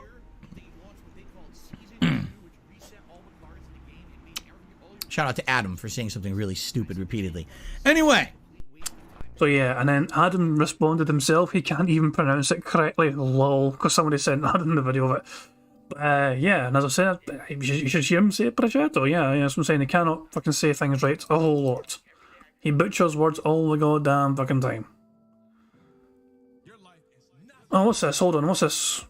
I feel like this might be worth watching. What's Phil reacting to here?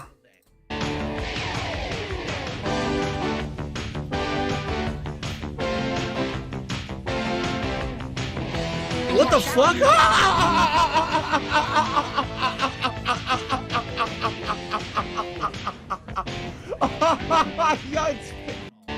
I don't understand why that was amazing.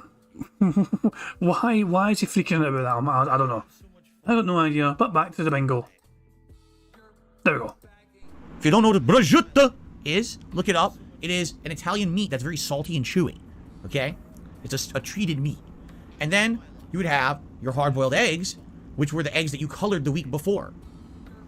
Okay? So what happened is like a day or two before Easter, I would go with my parents, we would go into the kitchen, and we would take all those Easter eggs that we had for like a week, and they look really neat, but we would break the egg shells, so now it's a shame because that's the end of the coloring. You would take out the hard-boiled eggs, and you would cut them into quarters, hard-boiled egg quarters, okay? Sometimes you would salt them, so it actually had a little bit of flavoring and seasoning to it, so that way it wasn't super bland, okay?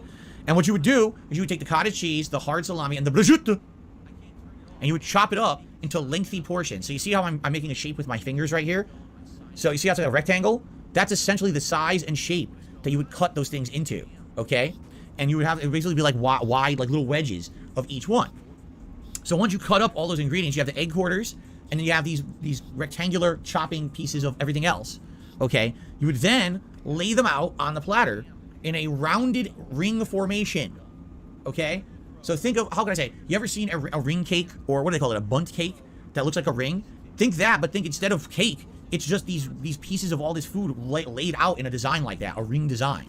So you would do a ring, and then you would do a smaller ring, and then a smaller ring, and you would make a tower, like a big mountain tower of this food, okay? And you might be saying, well, what the hell is this for? Well, this is actually for Easter Sunday, because if you're a Catholic, or if you're a Christian, you're supposed to be fasting during Lent. Lent is the season, the religious season leading up to Easter. And Lent lasts a little bit, I think about a month or two. I forget exactly how long it is. But basically, you're supposed to be sacrificing and fasting. So on Easter Sunday, it's supposed to be the day you pig out. Wow, you made it this long? Time to pig out, all right? So that's what this Easter plate is supposed to be. You've got dairy with the cheese, the cottage cheese. You've got eggs, protein. Then you've got two kinds of meat. One that's more spicy with the salami, and one that's more salty with the prosciutto, right? It's supposed to basically be, that's correct, 40 days and 40 nights. Thank you, Big Mac. I totally forgot about that. It's supposed to be 40 days and 40 nights of fasting. That's the traditional Christian thing that you do. So then you eat that, and what you would do is, that would be for Easter Day. In the morning, you'd wake up, and you could start eating it immediately, or you could have a breakfast, and then what you would do is all day long, you would snack on the Easter plate. You'd be able to take pieces. I'm hungry. I walk into the kitchen, open the fridge, just take a piece out of the Easter plate, out of the fridge. Eat whatever you want. Personally, I like the egg, and I did like the cheese somewhat, and I did like the salami. I did not like the prosciutto. Why? Because it was very chewy, and it was like tougher to eat. And Stevie is freaking out, says, bro, no fucking way was that the first thing I saw when I joined the stream. If you have just joined, you missed his explanation as to what Passover and Easter was like. I would highly recommend, Steve, you've seen nothing yet. I am tempted to rewind to get to Phil's fucking version of what Passover and Easter is all about. It is extremely tempting because that will trigger the crap out of you. I have a feeling somebody else, if I go back, it's going to be too far back. It's like fucking like, it happened like 10 minutes ago or something. It is so tempting though. It is so tempting. No, I'm not going to do it. Steve, somebody will send it to you, I'm sure, or somebody will clip it. But yeah, Phil called Jesus a zombie. And he also said it's kind of weird that, you know, people are celebrating their babies not being killed and other babies being killed. very, very salty. And I didn't like it that much. I think that meat is more best cut thin. If you cut it very thin, almost like a lunch meat slice, I think it's easier to eat and better to eat. Especially on like a sandwich with other meats or other ingredients. Just eating a chunk of it, alright, isn't very good in my opinion, but that's how we did it traditionally in the house, alright? So that was one of the traditional Easter things we did. Another thing that my mom did that everyone has made fun of me for years, ever since I told you guys this, years and years ago. Everyone makes fun of me. Everyone says my family is a bunch of freaks and we should be publicly ridiculed. Well, too bad, I'm going to tell you what we did anyway, alright? We made something, you ready for this? We made something, it was called, get this, get ready, you ready for this? Spaghetti cake. Spaghetti cake.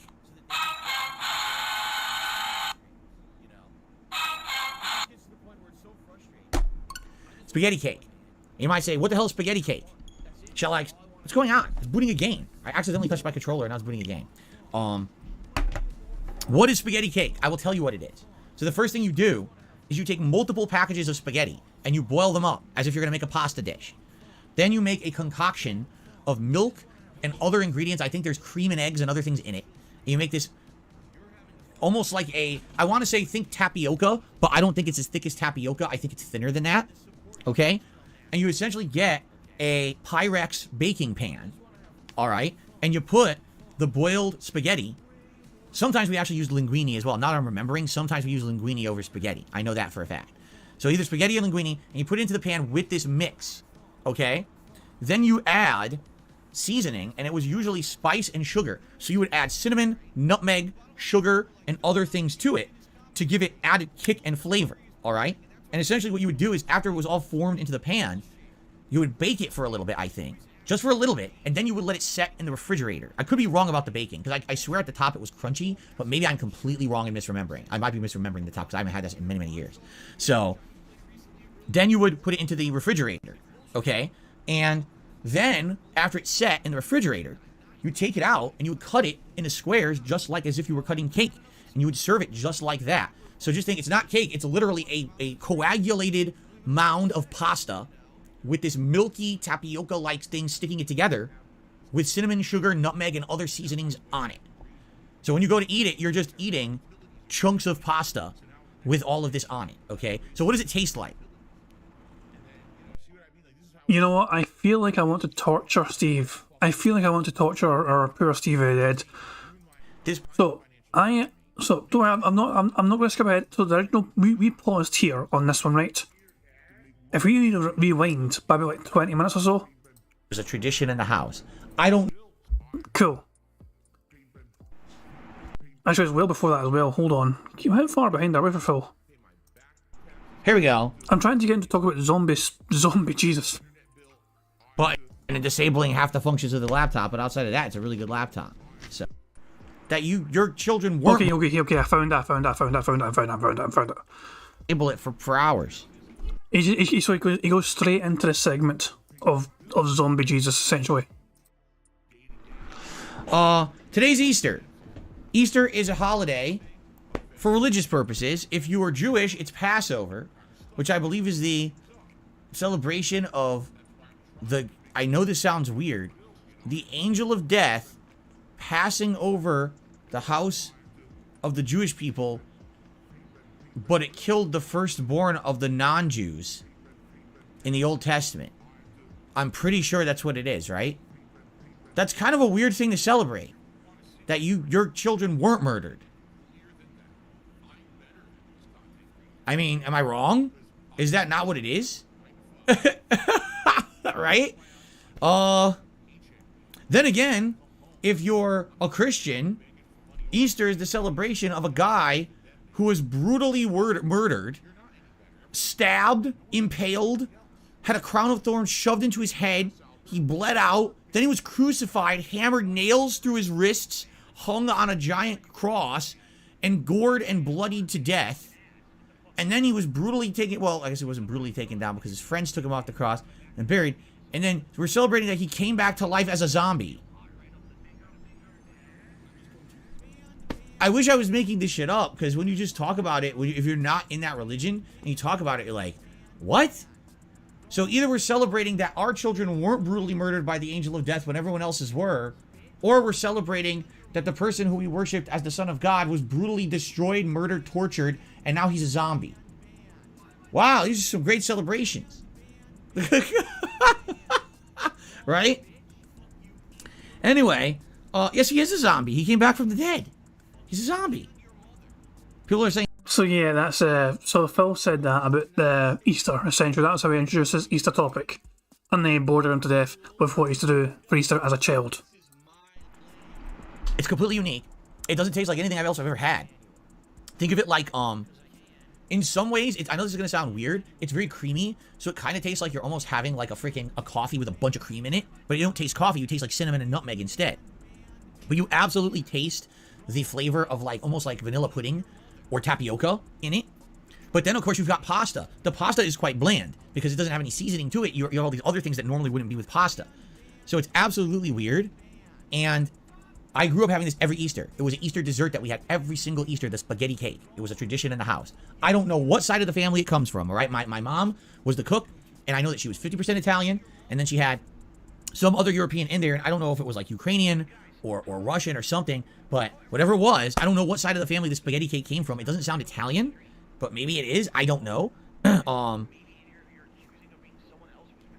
anyway, that was something we always did for Easter, okay? Now, on Easter morning, we'd wake up, and there was always an Easter basket and an Easter egg hunt. So first of all, the Easter basket was nice. My parents loved doing this. They would get a basket, and they would buy things to put in the basket. Sometimes it was a stuffed animal or a toy. Sometimes it was candy. Sometimes it was various different things. You know, depending on the age range of the kids. Because it was me and my cousin growing up together. And, you know, depends on what we like. I remember one year maybe I got an action figure in there with a bunch of candy. Then another year maybe I got a video game in there with a bunch of stuff. You know what I mean? So it depended on what I was into at the time. But I would usually always get a big chocolate rabbit. Because I was a chocolate nut. I loved chocolate. Yes, probably Cadbury cream eggs were in there. Yes, probably one set of marshmallow Peeps. Even though particularly I was not in love with Peeps. I thought they were just okay. But it's kind of like just a thing you do for Easter. So we'd always usually have one of those in there. And various other things. I seem to remember small eggs that were chocolate that were wrapped in foil. But I don't remember what they were. They were another brand. I don't think they were Cadbury. I can't remember. I remember having those like every year for some reason. Oh, you know what was good? The Reese's peanut butter eggs. Oh, those were good. Reese's peanut butter eggs are absolutely delicious. I used to love those and get those. So we get an Easter basket every Easter morning, okay? And then the kids, it was time for the Easter egg hunt. Now, no, we did not hunt for Easter eggs outside. It was an indoor Easter egg hunt, all right? And basically it was hollowed out plastic eggs that would open up, and inside my parents would put stuff like a candy or a dime, a quarter. As I got older, maybe they put $1 in there, okay? But it would basically be a little bit of money. Like, I think they would spend like $20, right? And they would hide. Wait, hold on. As you got older, they would put a bit more money in. Like, were you a teenager and you're still playing this game, Phil? Were you fucking getting them to fucking, like, leave checks for $20 or something inside these eggs? Stuff around the house. And it was fun to go through the house and try to find all the hidden Easter eggs. Where could they be? And it was finders keepers. It was me and my cousin competing. So it was always first come, first serve. Whoever finds what keeps it. If one person got a bunch of stuff the other one didn't like let's say, for example, I got a bunch of candy. I was like, I don't really feel like that much candy. I could trade my cousin for a quarter or whatever, you know, depending on what we wanted. You know, as I got older, I cared less about the candy and I wanted the money because I used to go to the arcade. So, hey, if I get a bunch of quarters, now I can go to the arcade for... What a fucking surprise. As Phil got older, he cared more about the goddamn money. Just fucking throwing chocolate at his fucking cousin's face. Hey, fucking Melissa, here. Give me that fucking money here. Have some fucking chocolate. Free and not have to spend any money this week. You see? So that was nice. Did I like Pez? I thought Pez was alright. I always thought Pez was just okay. And yes, I had Pez dispensers. Yes, that absolutely would have been something that would have been in my Easter basket. Would have been like a Pez dispenser with some Pez. I was never a huge nut for it. Like growing up, candies like fruit candies and stuff, I think the one I liked the most was Starburst, if I remember correctly. But I was never heavily into fruit. Again, I was more a chocolate guy. Chocolate, any kind of chocolate I could get my hands on, you see? So anyway, so we do the Easter egg hunt in the morning. And then, at some point during the day, we would go to church. That was always the thing we had to do on Easter. You had to go to Easter Sunday Mass. And then for dinner, the traditional Easter dinner, it was always ham of some sort, whether it was a big roasted ham or sometimes it would just be like a ham slice that would fry up or whatever, something quick. And then my mom would always do some kind of a pasta. Some years she would go all out and she would make her full-fledged homemade lasagna. But her homemade lasagna is very complex. There's layers to it. There's a lot of work. So some years she wouldn't do it that much. She would do manicotti, which was basically ricotta cheese rolled into a tube of pasta with sauce poured over it, baked in the oven. That's really good too. So we'd have one or the other, along with the ham. The ham would always have a ring of pineapple and a cherry. I remember that much. Yeah, yeah. Money, money. Oh, money, money. Yeah, yeah. Money, money. Thank you very much, Luna Guardian, for a super chat. It says, hold on. So it says, now, Mom, if you'd tip me for Easter, that would be great. Yeah. The holidays have been really slow, so far this year. Valentine's Day, I got nothing at all. Fucking President's Day, it was like it never fucking existed. You know what I mean? So the holiday season so far for me has been quite slow. It'd be great if you guys could step up contributions now it's Easter, because I'm really starting to get into this swing of things. This is the hardcore holiday season now. She's like, I can just imagine Phil giving his fucking parents a wee speech like that. The holiday season's been slow so far for support from him, and he needs fucking support. He needs that money, he really does, to play Street Fighter at the arcade. Have one or the other, along with the ham. The ham would always have a ring of pineapple and a cherry. I remember that much. And what else did we have? Man, I think we always had some kind of like a side of potatoes, whether it was mashed potatoes or potatoes au gratin or something like that. I think I remember that as well. And then again, it would be all that food would be the main course, and then we would have the spaghetti cake if we wanted dessert, or we could eat the Easter plate, or have the candy that we got either from the Easter egg hunt or from Easter baskets for dessert. I remember distinctly having the big chocolate rabbit, and unwrapping it and biting on the ears or whatever on Easter to start eating my chocolate rabbit. I totally remember that. Now, of course, one thing that you would do, and this is always traditional for Easter, you would go around the neighborhood with a basket of eggs, and you would sing the Easter carols, and you would egg anyone you saw on the street. So you say, hey, happy Easter, and you would just plaster them with an egg right in their face. You can always tell when Phil's lying because he gets excited about fucking being mean to other people. And they would say, oh, thank you so much, happy Easter to you. Oh, thank you so much. All right, that I made up. That we didn't do. That's not a traditional thing. I completely made that part up. But anyway. That would be something. Imagine that, the Easter egg christening. We christened spring has come today. Egg in people's houses? Sounds more like a Halloween thing, Phil. Ah! You just nail someone with an egg. You know, please don't do that. That would be absolutely horrible. But anyway, no, that was pretty much our Easter traditions that we would do around the house. What we ever did, like, it's funny because on Christmas, I can tell you a million things at Christmas. Oh, we would watch this movie, we would watch this Christmas special, and we would decorate for Christmas. Do we ever have decorations? We did. Well, my parents had a few decorations they would put up around the house. I think they had like a Happy Easter banner they would put in like the hallway. But usually it was Christmas, where my mom went all out with decorations and, you know, what would you watch for Easter? The Greatest Story Ever Told. Remember that movie? It's about the life of Jesus Christ or whatever. Like, is that what you watch? I don't know what you watch on Easter. I don't think we ever traditionally, like, watched anything on Easter. Now, Vladimir says, did you ever have lamb? No lamb. We never had lamb once. I did not eat lamb until I was an adult. Yep. Lamb was just not something we ate in our household. I don't know why, but it was never eaten in the Burnell household. Not once. I didn't have it until, I'm trying to think if the first lamb I ever had was in a hero, or if I had lamb chops at a restaurant. I really don't know. I can't remember. But I you know, it was literally in probably the last 15 years of my life is probably when I had lamb for the first time. I can't remember exactly. I can't put my finger on it, but it wasn't until I was probably like a YouTuber. Probably when I started being a YouTuber, that's probably when I had lamb for the first time. So it was never anything we ate at home. I don't know if it was a price thing. I don't know if it was an availability thing. I don't know if my parents just didn't like it. I do know that my mother had eating limitations due to various different medical conditions that she has. So I know for a fact that she would eat, just like me kind of, she would eat less red meat. Now, she doesn't have gout like I do, but I think she has other reasons why she can't. So she would always have less red meat than most of us. She could eat it, but she wouldn't eat as much. For example, if we were grilling out, she would always want grilled chicken rather than a burger or a hot dog. Or if she was going to have a hot dog, she'd have the turkey dog. You see? So I don't know what it was. I don't actually know exactly what medical condition it is that she cut down on red meat and didn't eat it. But, I mean, you have the exact same thing, though. Don't tell me it's actually a genetic fucking trait you can't eat red meat. So she can't eat red meats, but she hasn't got gout. So, what the fuck is it then? So maybe that's why. Why go crazy making a lamb dish that's expensive if not all of us can even eat it, right? Maybe that's what it was. I'm just guessing. I really don't know exactly the reasoning why we didn't have lamb, because a lot of people are saying lamb is traditional for Easter. I never had it until, recently. So lamb is quite nice. Especially like mint. If it's like got a mint coating on it, you know what I mean? And you can grill those are dynamite. I don't eat it a whole lot, but it is damn tasty. So there you go. I'm just trying to think. I think that's it. I think that covers it. I really don't recall much else that we did for Easter, traditionally. So there you go. So what? Today's Easter in modern day. What am I doing for Easter today? We're having tuna casserole for dinner. Very special. In reality, I'm not kidding. Like, we have been busy and stressed for various different reasons, okay? And we've been so busy and stressed that we haven't really planned for much or had time to really do much. So we didn't really do anything for my birthday. We're not doing anything for Easter. We're not even doing anything for our wedding anniversary tomorrow. We have to work. My cat has to work. I have to work on our wedding anniversary. I completely forgot it was Phil's wedding anniversary. Hands up, who else forgot? Who else all forgot? I'll admit I forgot. I completely forgot it was a wedding anniversary for Phil and Kat. I remembered that he's got the Faprin anniversary, the incident anniversary on the 1st of May. We remember his birthday, we remember the Faprin anniversary, but we completely forget about the day that Phil got married. They had to keep secret to protect his family.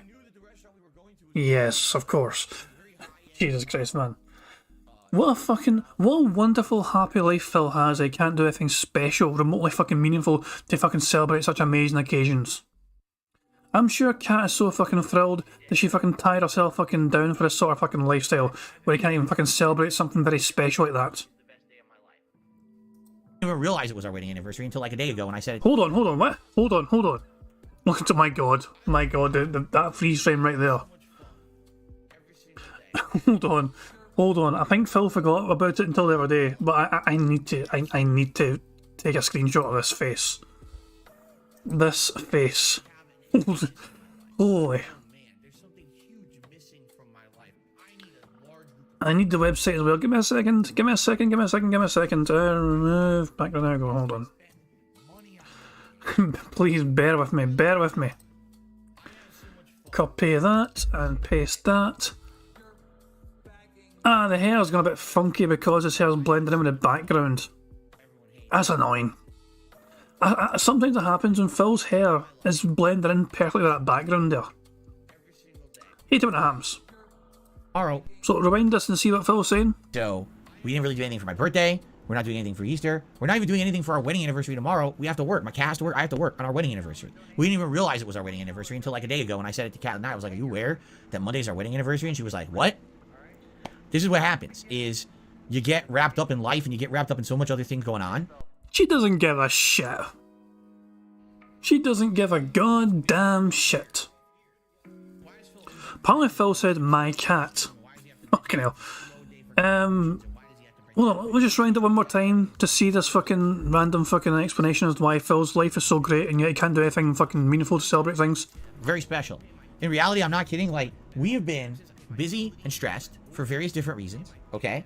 And we've been so busy and stressed that we haven't really planned for much or had time to really do much. So, we didn't really do anything for my birthday. We're not doing anything for Easter. We're not even doing anything for our wedding anniversary tomorrow. We have to work. My cat has to work. I have to work on our wedding anniversary. Yeah, you're right. You say, like, my cat has to work. For Easter. We're not even doing anything for our wedding anniversary tomorrow. We have to work. My cat has to work. I have to work on our wedding anniversary. My cat has to work. He was going to say my wife and I fucking turned into my cat. My cat has to work. Well, as he fucking sending Jasper out to fucking get a job. Times are tough, Jasper. You need to fucking go out there and earn your fucking keep.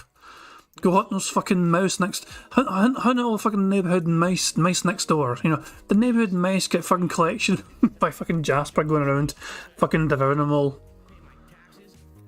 So yeah, as Steve out there is yelling that Phil and Kat have not celebrated a single wedding anniversary. How in the hell can Kat tolerate such a selfish person like Phil? Also, a lot of other people as well are pointing out that the wedding anniversary, which would be the 10th, and Phil's birthday, which is the 6th, very close to each other. Very, very close to each other, those two things. So I wonder if Phil remembers the wedding as always a thing as, oh, it's 4 days after my birthday. See what it is saying, their first was in 2020, which was lockdown, fair enough. Every year since, nothing happened. Yep. Damien Anderson says, talk me off the ledge as my birthday is the same as his wedding anniversary. Damien Anderson, your birthday is the same as their wedding anniversary? Well, at least your birthday came first. Your day is more meaningful because you get to actually celebrate it and enjoy it, whereas Phil and Kat don't get to do that. Phil has to fucking work that day, Kat has to work that day, they can't do anything special or meaningful, whereas you can do whatever the fuck you want to celebrate your birthday, or their wedding anniversary if you so choose to do so. Everp says, my husband and I haven't been able to celebrate an anniversary because he works/lives out of state. Phil being this blasé about his anniversary makes me so fucking mad. Rightly so. We didn't even realize it was our wedding anniversary until like a day ago when I said it to Kat and I was like, are you aware that Monday's our wedding anniversary? And she was like, what? This is what happens, is you get wrapped up in life and you get wrapped up in so much other things going on, and then just, you don't even remember what's going on in your life, It's been very hectic. I'm hoping that things are going to settle down. It's various different things going on, that some of what you guys know, some of what you don't. One of the things is that my wife's work schedule has been going crazy all over the place. Every week it seems like she's working different hours. And when that happens, you don't know what's going on. You lose track of what you're doing. We had one day out that we actually went out and did stuff in the last month. Because all the time she's working, and then when we have a day off finally, we just want to stay home and relax and recuperate from work, So I'm hoping things can get back on track and back to normal. In the next month or so, that would be nice to finally just be able to kind of say, okay, we're getting back into a normal groove and we can start planning and doing things again. We have some things we'd like to do, and we just haven't had an opportunity to really sit down and plan for anything, Nico says, don't you get tired of casseroles because you're having them for dinner a lot? No, because the thing is, here's why a casserole is good. Number one, it's great fresh. And, we have various different casseroles. We have a Mexican bake that could be considered kind of a casserole. We have a tuna casserole, Italian-style bakes that we do. We actually have 2 or 3 different Italian bakes that we do that are variations. But they're good fresh. They usually don't take a ridiculous amount of work to do, and then you get leftovers. And that's the key. In a household, you don't want to be baking or making food every single day. So on a day, sometimes you have leftovers on a day when Kat's working. It's good to have a meal we had where we baked, and then the next day we have the leftovers. We don't have to cook dinner. We can just warm up, and that saves time and money. You see? So, there you go. Anyway, that's why we've been doing that. Have I ever had borscht? No, I've never had a borscht. Thank you, Blastoise. Happy anniversary. Thank you. So, that's my Easter story. I hope you enjoyed it. The only news story I have to talk about before we get to shout-outs today is the Super Mario Brothers movie, all right, is making bank. Listen to this. Super Mario Brothers movie has raised $204.6 million in a 5-day opening in the United States only. Worldwide, it has raised $377.2 million. This is the second highest opening ever by a Illumination film. The highest ranking film ever was Finding Dory, which was a few years ago, if you remember. That was the sequel to Finding Nemo. Not a few years ago, probably a while ago now I'm thinking about it. I guess that one did slightly better when you scale it. But this is essentially the second biggest Illumination animated movie opening ever. It's making a lot of money. People who are seeing it seem to like it. So even though the critics kind of panned it and gave it 40-50% on Rotten Tomatoes, basically everyone else who sees it is enjoying it. So that's good, I guess. People have asked, are Kat and I going to see the movie? I'd like to.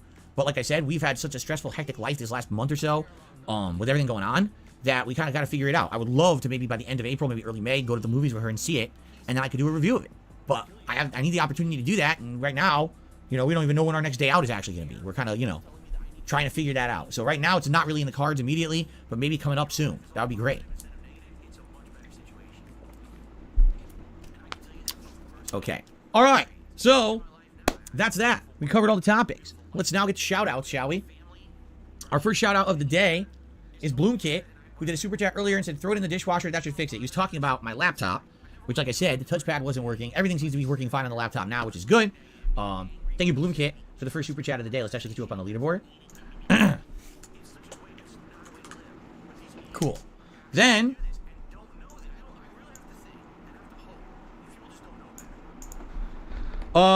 Felix the Maid has re-upped their membership for 6 months in a row and says, did you like eating the Whopper Robin eggs? Whopper Robin eggs. What the hell does that mean? Are you talking about the candy Whoppers, but shaped like an egg? I don't think I've ever had that. It seems to be at least resonating in my mind a little bit, ringing a little bit of a bell, but I don't think that I've ever had that. No. I have had Whoppers. I think they're all right. I like the malty flavor of them, but it's not a favorite candy of mine that I ate that much. Oh, no. It's a milk chocolate egg with a colored sugar shell. Yes! I did eat those a lot when I was a kid. I totally remember that now. And they had little speckles on it as if it were a real egg, because real, like, robin eggs would have a speckle. They would speckle the candy shell on the eggs, and they would be pastel colors, like yellow, blue, and pink. Yes. Absolutely, I ate those. Absolutely. And I loved them. Because that chocolate tasted unique. It was different from other chocolate for some reason. And I liked the candy shell. You could have it in your mouth. It would melt a little bit. Then it would crack. You eat it, and then you have the chocolate in the middle. Absolutely, yes. I haven't had those since I was a couldn't tell you last time I had one. But I remember them. Really. 100%. Did I ever get jelly beans for Easter? I did, but again, as a kid, I was more into chocolate, so I didn't really like the fruity candies. If I got like jelly beans, I'd have a few of them, but I usually wouldn't eat them all myself. I'd probably like share them with my cousin or my parents, give them away. I wouldn't really like them that much. So. Okay. Awesome. So, on the tip side of things, our first tip for today is from Mikasa, who says, would you consider dressing up as Leon S. Kennedy for Halloween? The Ken wig looks similar to his hair. I mean, maybe, but I guess the question would be, how would I effectively do that? Only because, like, Leon, the things he's worn, like a big leather jacket, a brown leather jacket, I don't have that. And I'm also not going to spend a ton of money, you know what I'm saying? To get, like, a brown leather jacket. I mean, it would be nice to have a leather jacket that I could wear out, but I already have one. I actually already have a black leather jacket that I wear out. Hold on.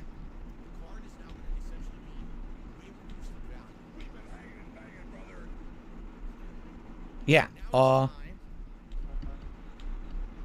on. I'm clicking on a lot of things. Spam email, shut up. Okay. What was I saying? Yeah, like, I like Leon's jacket. It's nice looking, right? I actually like his jacket. I would probably like a jacket like that to own it and wear it out. But I already have a leather jacket. I've had it for many, many years. And I don't need another one. So what I mean, like, to actually look like him, I'd probably have to buy a bunch of cosplay stuff. That would kind of be pricey, you know. I don't think anyone's selling a full-on Leon outfit. See, I don't really like the Leon cop outfit for Resident Evil 2. I think that his iterations in Resident Evil 4 and 6 are better, but those probably more expensive to dress up as, right? So, I guess we'll see. I have no idea. I mean, guys, it's April. There's 6 months until, you know, Halloween. We have a while to think about this, and I'm not really thinking that much forward, okay? You don't know what's going to happen between now and Halloween, other things in gaming that people might want to see me dress up as. I will keep Leon in mind, all right, with the Ken wig. Okay. See here?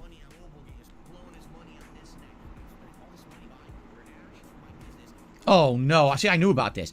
An anonymous tipper tipped me $1.50. And they said the other day they were at the store, they noticed something, and they thought it was fake at first, and they checked it. Peeps flavored Pepsi.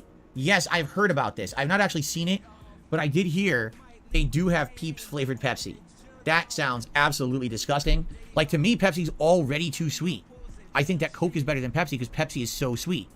Now, imagine them trying to put artificial marshmallow sugar flavor into it, right?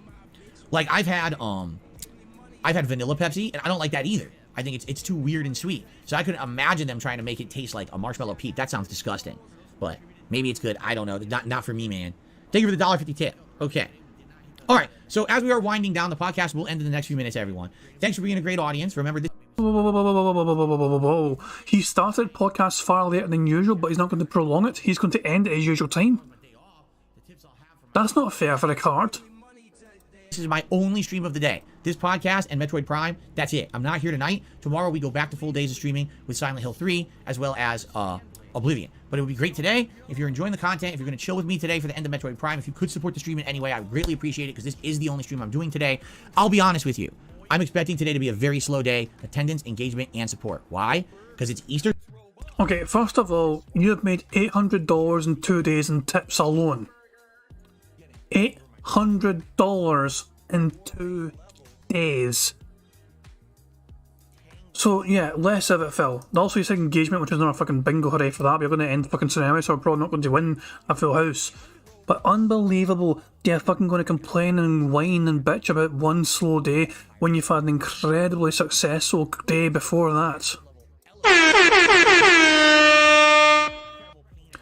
The greed is endless with this little piggy. Sunday, so a lot of people are busy. It's Passover, so a lot of people are busy. And I'm playing Metroid Prime, which has been the least watched playthrough I have done ever. I'm not. Okay, hold on. That's a potential thumbnail playthrough I have done. I mean, this could be. So, which frame? Should we this one? This one. Which one would be good to do?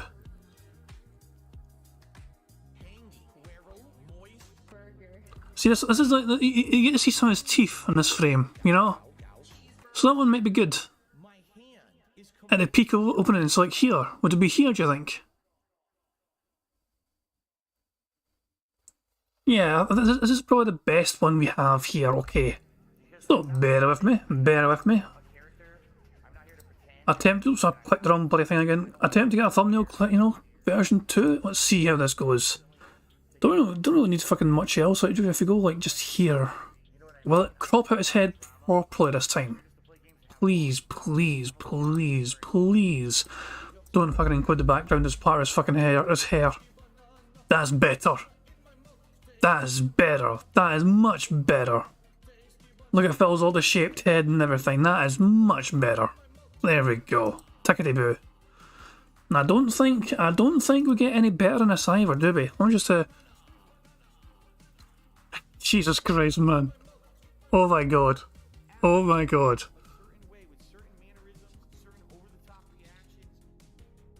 I was wrong. It gets better. I was wrong. It does actually get better. So I think this one. What song do we play when we fucking do this? So give me a second here again, and I'll copy the image and paste here. So I think the top one's better, just purely for the facial expression. This is like nightmare fuel. This is nightmare fuel right here.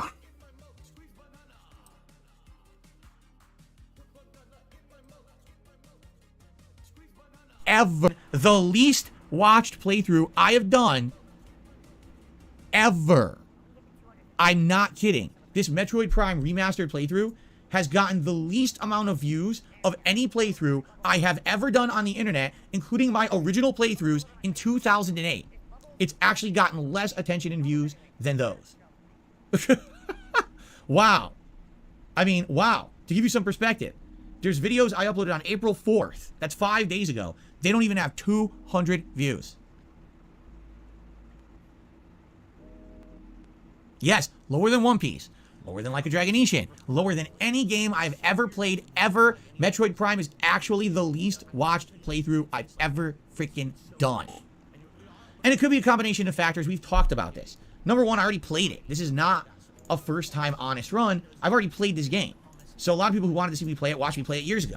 Number two, it's a Nintendo game. And traditionally, Nintendo games don't do that well on this channel for whatever reason. Even the big ones like Zelda, Mario, they just don't do that well on DSP Gaming. I think people who want to see Nintendo stuff tend to go elsewhere for some reason. They don't come and watch me play. I think it's really the hardcore fan base that watches me play Nintendo stuff. I really don't know. The good news is, like I said, we're at the end of the game. We're absolutely at the end of the game. Brad Burnian says, can we have a quick check of those views he's talking about? I think he also, so Phil's referring to the views he is getting for the Metroid Prime. So, yeah, which one's Metroid Prime? Now these ones here, okay, so Metroid Prime, here we go. Part fucking 14, 392. Part 13, 185. Part 15, 472. So part 15 was extremely boring for some reason. But a lot more people seem to be wanting to watch the other two parts, 14 and 15. So part 13, for whatever reason, didn't gain a whole lot of interest. That's the lowest, those 3 parts anyway. Is that the lowest? I don't know. Is that the lowest video overall? I could be, probably. Around that time, yeah, probably. Yeah, Phil was getting like good views on everything else around that time. Even more recently. Yeah, even the most recent things. Look at this, Like a Dragonetian from less than a day ago, over 200 views. So part 13 of Metroid Prime, for whatever reason, did not hit the algorithm that much at all. Although I think it was a rarity though, because you can see it's 392 and 472 as well. There's no denying though that Metroid Prime and Like a Dragonetian has been very unpopular for Phil overall. I mean, look, this is 6 days ago. You get 277 views. Nobody really fucking cares. Go back even further. 284 views 11 days ago. It's just... No one cares. Phil definitely regrets playing the fucking game, put it that way. Although he's not missed the views, apart from his clickbait titles on parts 14 and 15, well, there you fucking go. That's why I was a bit more interested than usual on those fucking particular videos. So we can finish it today. Hopefully, you guys help me please to find these Trozo artifacts and move on to stuff that obviously more people want to see this week. I'm happy to do that for you guys. Now, Halith says, I don't get this. How come when this kind of thing happens, you don't switch the game? If there's no support and most of the chat is saying, let's play something else, why not be flexible? Well, here's the thing. There's a couple of reasons, okay? Here's a couple of reasons. Reason number one, all right? Not every game can be a hit. Just being honest. No matter what, you're always going to have playthroughs that are going to have less attention, less engagement, and less support. Because I'm a variety content creator, I'm able to do those. You see? If I was someone who only stuck to a certain genre, a certain type, a certain thing, I would always have to be doing the thing that works. Because I'm not, because I diversify myself. Alright? I'm able to actually have playthroughs like Metroid Prime that are doing absolutely abysmally badly, but it doesn't matter because I balance it out with everything else that I'm doing that's doing better than that. Do you see? In addition, just because a certain playthrough is not getting a lot of attention or engagement does not mean the playthrough is not appreciated by a certain group of people who support it. There have actually been Metroid Prime streams, I'm shitting you not, that did better than the Resident Evil 4 remake streams. I've had 2 or 3 of them, where we had a few people who really like Metroid Prime, even though it's not the main group of people who watch me, but they come out and they're, I'm going to support this anyway, and we get some good tips, and we get some good engagement, and then that stream does well, and then later in the day, or the next day, I would play Resident Evil 4, and it actually would be lower. I'm like, whoa, right? That happens. That's the thing is, thank God I am not beholden to YouTube views. Thank God. Because if I were, there'd be a lot of things I couldn't do. And that's what it used to be back in the day when I was a content creator who wasn't a full-time streamer. And before my main source of income was crowdfunding from you guys, I was absolutely beholden to views. And I'd be playing a game like this. I'd be like, well, I guess I got to drop it. I got to do what's best for business. And people would be upset with me. Why are you quitting a game where, certain people are enjoying it? Not a lot, but certain people are enjoying it. And I'm like, it's hard. I just have to do what's the best choice. In this case, I don't have to make those kind of decisions. Now, here's the thing. A lot of times, I'm playing a game and I'm enjoying it, but it's not necessarily appealing to my whole mainstream audience. You understand? Maybe it's appealing only to a small group. Again, because I am a variety content creator, I have the ability to keep playing those games.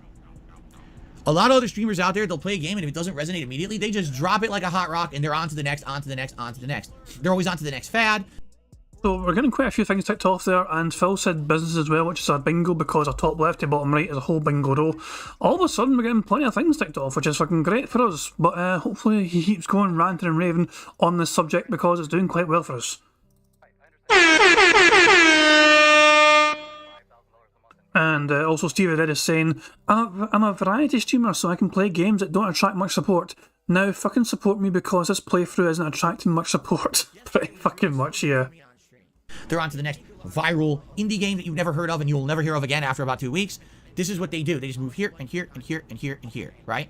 I don't like doing that. If I'm going to sit down and play a game with you guys, I want it to be a meaningful experience. I don't think that just jumping from game to game to game to game is very beneficial.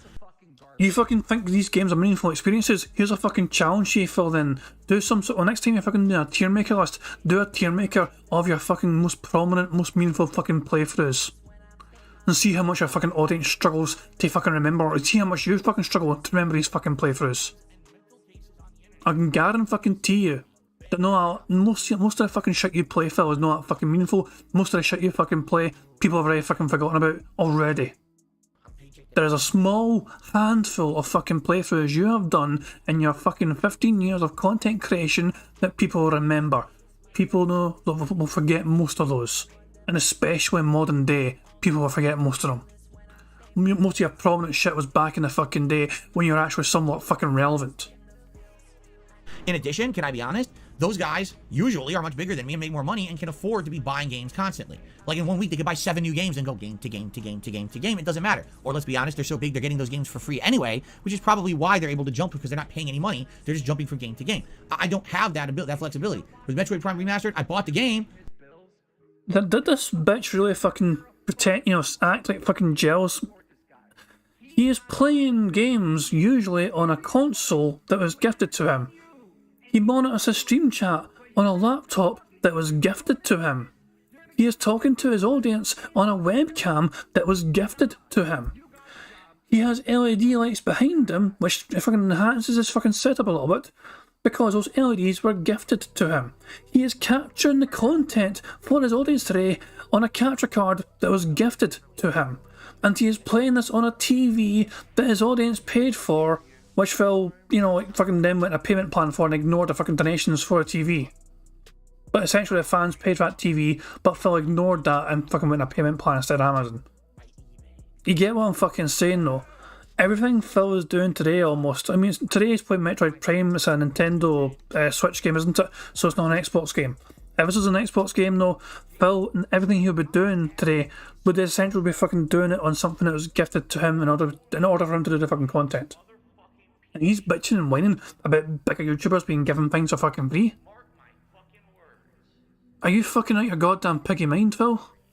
Are you seriously fucking going to pull that fucking card right fucking there? This jealous little bitter bastard act. All these fucking bigger YouTubers are going to get in games for free and they can fucking jump from game to game to game. Motherfucker got given fucking $600 on his birthday. He has probably spent almost all of it already on a variety of different things, such as WWE Champions. He got a new fucking wrestler, by the way, and probably Total Wine and fucking. And he was bragging as well the other fucking day about all the things that he and Kat are spending money on all of a sudden. So much for fucking saving the fucking money for important shit, you know what I mean? Fuck that. Why the fuck would you do that? As soon as Phil gets the money, it's got to be fucking spent as fast as humanly fucking possible. I gotta play it now. I can't spend $40-$50 on a game and be like, oh well, no one likes it, so just move on. I'm kind of committed to playing it now. You see? Oh, that's why he's not fucking rage quitting the fucking game. Because he actually fucking spent his own money in it. Which was obviously given to him by the fans, but you hear what I'm saying, though. It's like, fact of the matter is, Phil had to fucking buy this game, and so he feels he has to commit to it, regardless of how fucking poor it's doing for him, performance-wise. If it was a Game Pass game, he could walk away from it, not have to worry about that shit. But nah, Phil has to feel like he has to get his money's worth from this game. So he's going to keep fucking playing it and try and get as much as possible in tips from the fucking game until he feels like he... In fact, how much has Phil made playing the game? Let's see. Metroid Prime. So Phil made 66. The other fucking night he made $66 playing it. The night before that, $105. Phil, you're making money. You're in profit. You have already made your money back playing Metroid Prime. You're not committed to playing it anymore. You can walk away from it. You don't. Oh my fucking god. Jesus Christ. Reminder once again, guys. Phil has made $800 in the last 2 days in tips alone. Okay, it's $799 fucking dollars. Don't be fucking pedantic. You get what I'm saying. So, you know, that's the deal. I hope that makes sense. You know, I can't always. Here's the thing, and this is so true for anyone who tries to be a content creator online. You will never ever please everyone all the time. You just can't. You can try your best. You can take in viewer feedback, fan feedback. You can do polls. You can ask around on the podcast. You can ask on the night stream. You can have people tweeting you. You can have people, you know, all over the place giving you feedback. No matter what, it doesn't matter. It actually doesn't matter. You still will not please everyone all the time. You can't. It's not possible. All right. So with a game like Metroid Prime Remastered, I know the on-demand viewership is terrible.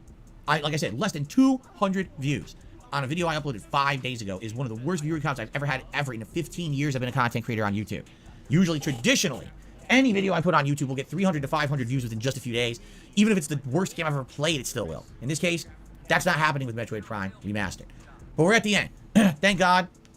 We talked through it. There are some very frustrating. Last stream was very frustrating. Some archaic stuff that really pissed me off. Thankfully, we're past that stuff now, and we can now focus on the future. Okay? So, thank you to those who don't care about it, who've been patient. Thank you to those who do care about it, who have shown up and supported it. All right? I really appreciate that. And I'm happy that we will finish it today so we can move on to maybe things that more people, a more mainstream audience want to see. I think Silent Hill will do that, and I do think Elden Ring will do that. But I'm happy that I still had the opportunity to replay this game. The first playthrough, like I told you guys, I don't feel like the first playthrough of Metroid Prime that I did many years ago was representative of how good the game is.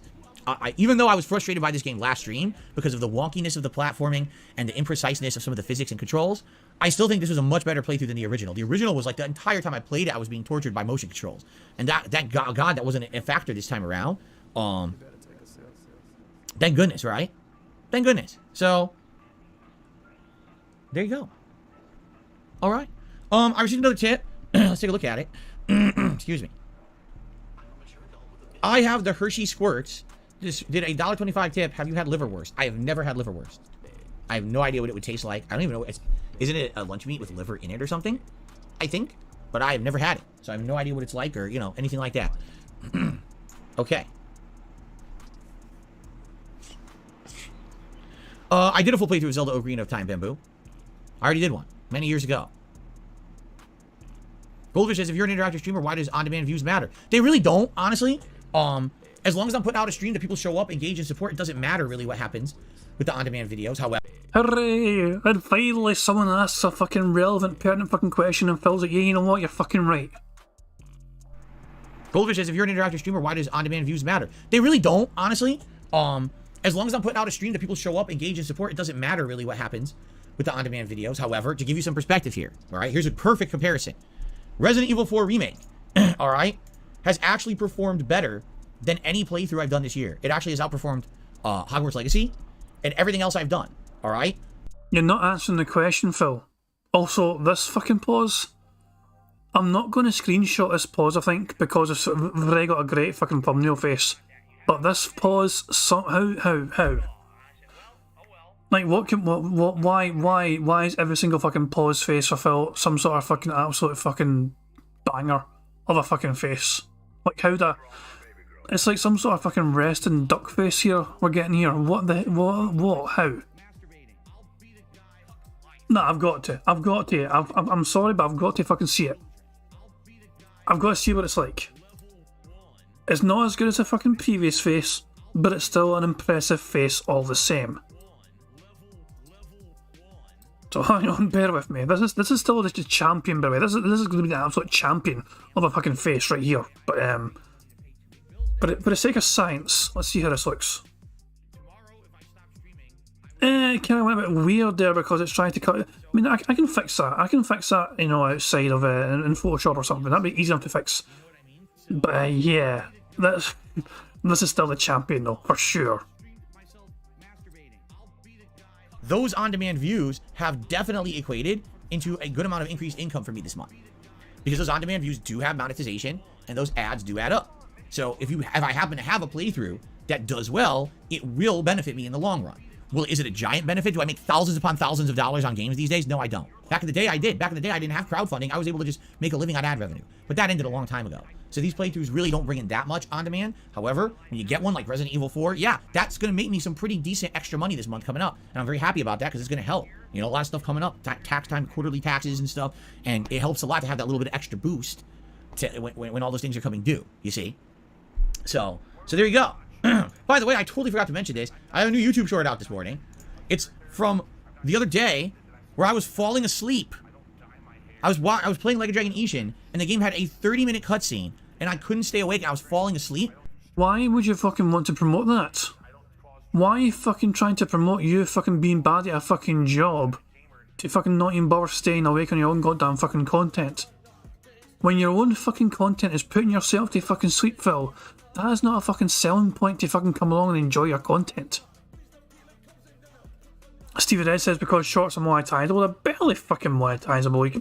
You fucking need like to get like fucking millions of fucking views just to fucking like make $20 or some push, man.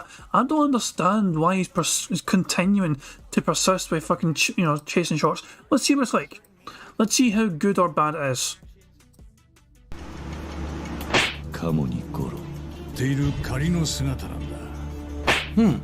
Okay.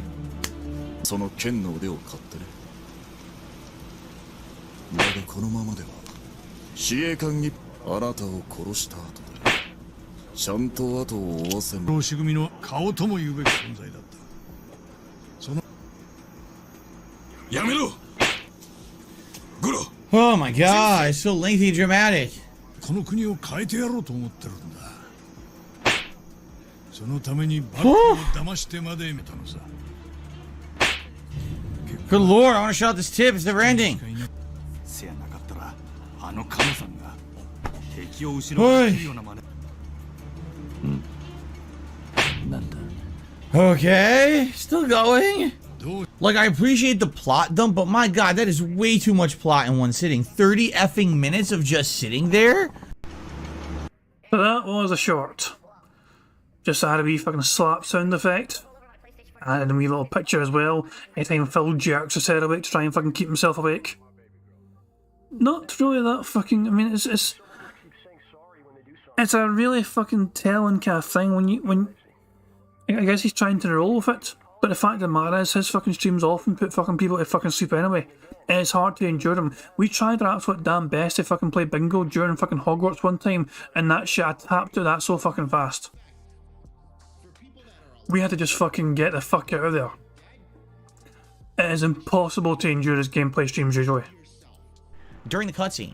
So I had someone do a very funny mashup of that, basically getting slapped awake in the middle of the gameplay, which was funny to see me like, trying to like pay attention and wake up in the middle of this cutscene where I couldn't stay concentrated. I was falling asleep. It was a pretty funny one. I hope you guys will check it out. I thought that was fun. I'm poking fun at myself, but it was fun in that regard. I thought it was a really good one. So give it a look.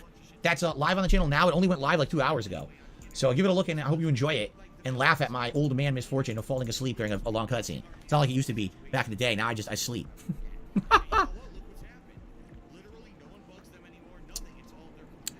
Ing Kel says, should we start sleeping with the king? Maybe. You want to do sleeping with the king?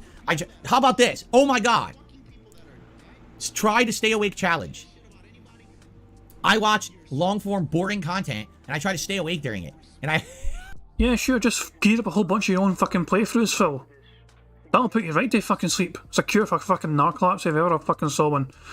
Phil, yeah, honestly. No. Phil's content is a cure for insomnia, alright? There's no denying it. His cure, especially his gameplay, fucking shit.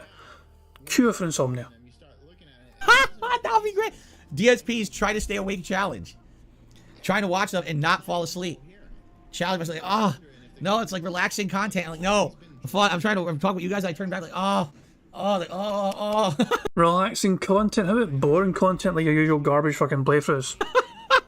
I wonder how that would work. That would probably be pretty funny, right? I don't know. You guys tell me. Jay says this is actually going to be the first time he's ever seen Silent Hill 3. I'm excited. It's only the second time I'm seeing Silent Hill 3. Like I said, my first playthrough was 11 years ago. And I remember very few things about it. I remember like one major plot point. That's it. So it should be interesting to replay the game. I've played Silent Hill 2 at least 2 times. I know that. But this one I've only played once, so. Literally says, first LED lights, then a ring light, now sleeping streams like Amaranth. Well, I don't know about that. But, I mean, you guys want me to adopt everything else that popular people do. So here's what I should do. I should do a sleeping stream while in a hot tub with a pickle Rick. And ASMR at the same time. So I do something like, all right, everyone. So I'm going to try to stay awake now while we watch this very relaxing video. And I hope that you all will enjoy this content that we do today. It's going to be great, groundbreaking content for all of you. I hope you really enjoy this.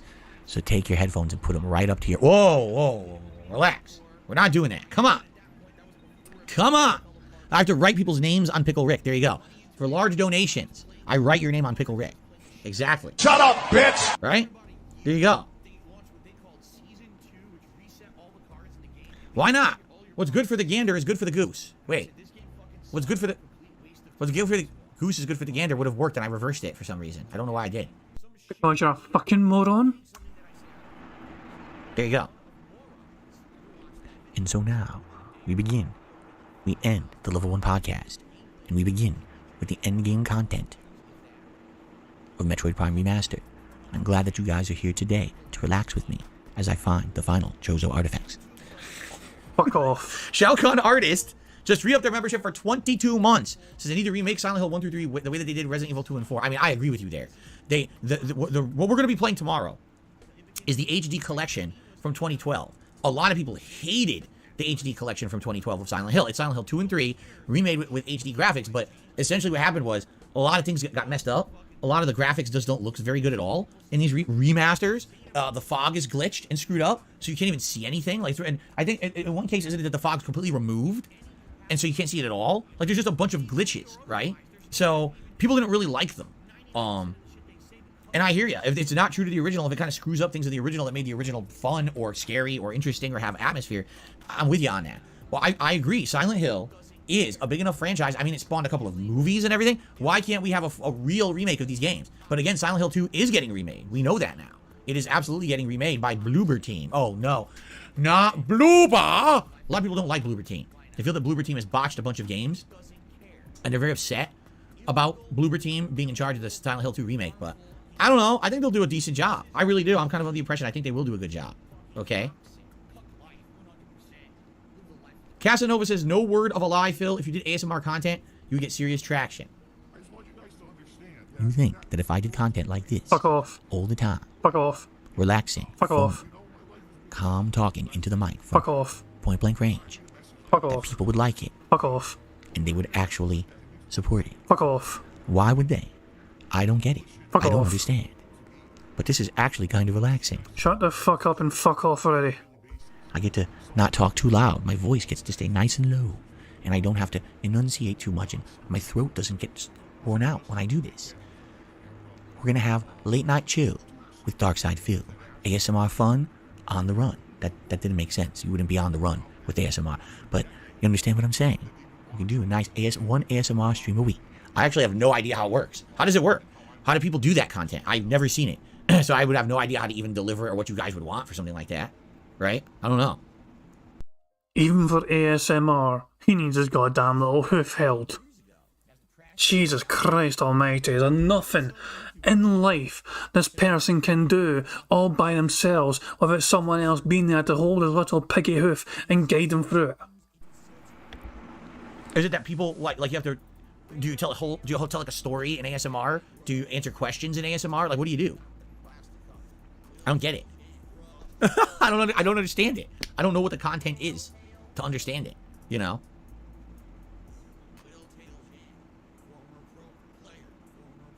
I don't know. Oh my god. Oh man. Ooh. Let's see.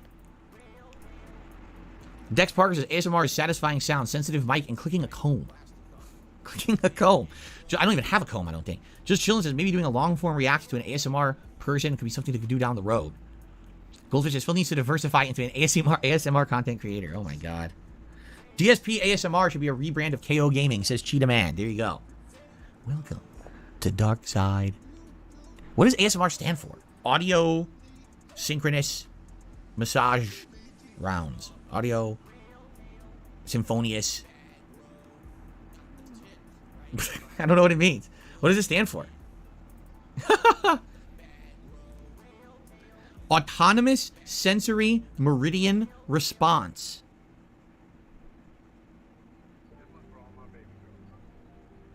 Whoa. Whoa.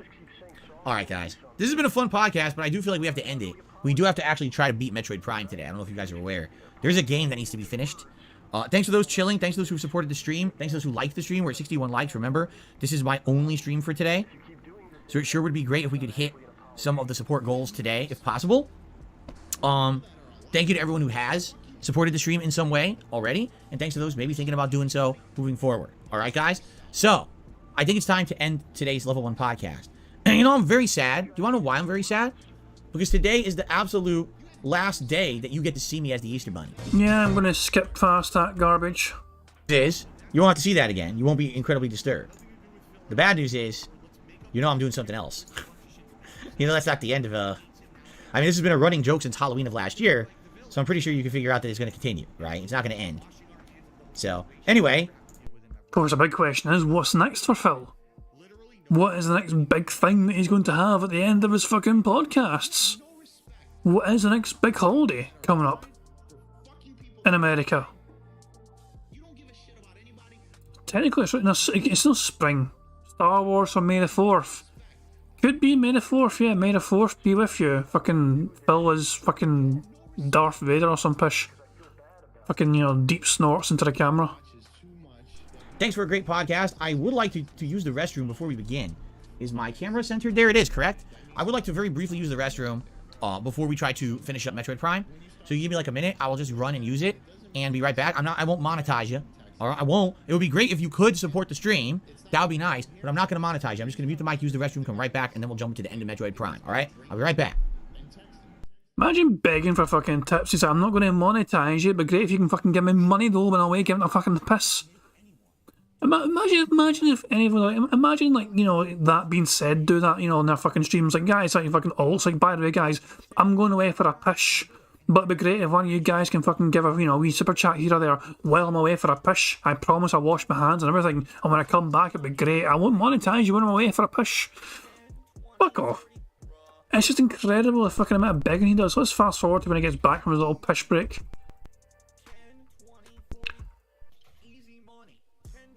Come on, hurry up, Phil. Oh, what? Oh, here we go, he's back, he's back. And by the way, Kat's not working today, apparently. At least she's not working right fucking now, because Phil keeps the door closed. So this fucking old pish about fucking Kat needing this whole day off, just to recuperate from fucking not being at work. I imagine she's off more than one fucking day a week. Otherwise, she's working full-time pretty much, isn't she? But no, she works part-time. But yeah, Kat is definitely home right now. Alright, everyone. Are we ready? You guys ready for Metroid? It's funny. Bro, what the fuck is this? What does it look like? I was using the bathroom, and I went and said hello to my wife and Kat. I want to see what they were up to before I started. What's wrong with that? You got problems with that? You know what? That's not in the spirit of Easter Sunday. Or Passover, in fact. So I'm very upset now. Now you've upset me before we even started. And that's not a good way to start a stream. It's just not. Okay. Haven't even begun. And already, you upset me. It's not a good start. Okay. Here we go. Alrighty. Well, 5 Chozo artifacts to go. I don't know where the hell they are. Right? I'm definitely going to need your guys' help to know where they are. I'm trying to remember where the red doors were to open. I remember one is in that temple. Remember the Chozo temple that had the 3 colors? It was the purple, the white, and the red. And we already did purple and white, but now we have red, so we have to go back there, obviously do that one. I'm assuming that's probably going to open up one of the Chozo artifacts. But outside of that, I don't know what else. Omar says, all good, understandable, the stream will be amazing. I hope so. Gut says, what's up, can you find the energy tanks before finishing the game? If you guys help me find them, I don't know where they are.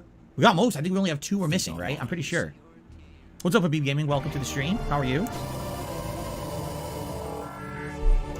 Delta Phazon says if you actually go to the temple near your ship, the game will give you clues as to where to go to find the remaining stuff. Screw that. You guys are my clues. What's up, X-Shooter? How you doing? Okay.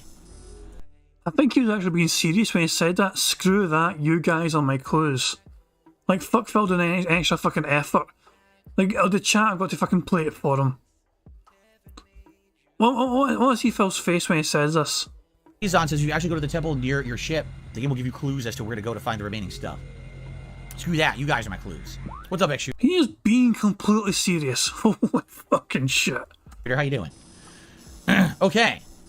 So if I remember correctly, excuse me, we had done all the annoying stuff here in the Phazon mines, correct? I think we're done here. But someone had said that there are some over here. First of all, we have this door. I don't even know what's in this door, so we need to get to this door. In order to get to that door, we need to go here. To get there, we need to go here. We're still playing, by the way. He's not recording yet. To get there, we need to go through all of this. So I guess I go out here, I go right, we go all the way through here, we go up, right? We go through here, we go here, here, and then we go in here. No, we don't go in here. See, that's going to take me there. That's not where I want to go. So we don't go there. Instead, we go here, here, here, here, here. That's going to take me up here. Then I go to here, then I go here. That takes me here, and then from here, I go up here. See that? I go here to here, here, here, here, here, here, and then there. And then we can get to this one spot. Now, someone had mentioned last time, there was another, I think there's another one. Like, there's another Chozo artifact here or something. But I don't remember where someone said it was. Right? So I think what we should do is just head up here and try to get to this blue room. And then from there, I actually have no clue what to do. Alright. Here, here, here, here, and here. Here. And here. Elite Research. Where's Elite Research? Oh, we're going there anyway. Actually, that's where we're headed regardless. Because once we go here, then we go here, here, into here, here, here. And that's Elite Research. Then from Elite Research, we go here, and then down here. And that'll take us here. So, okay. Elite Research it is. So if that's the case, we're gonna go out here, go left, and go through here, and go here, and then go through here.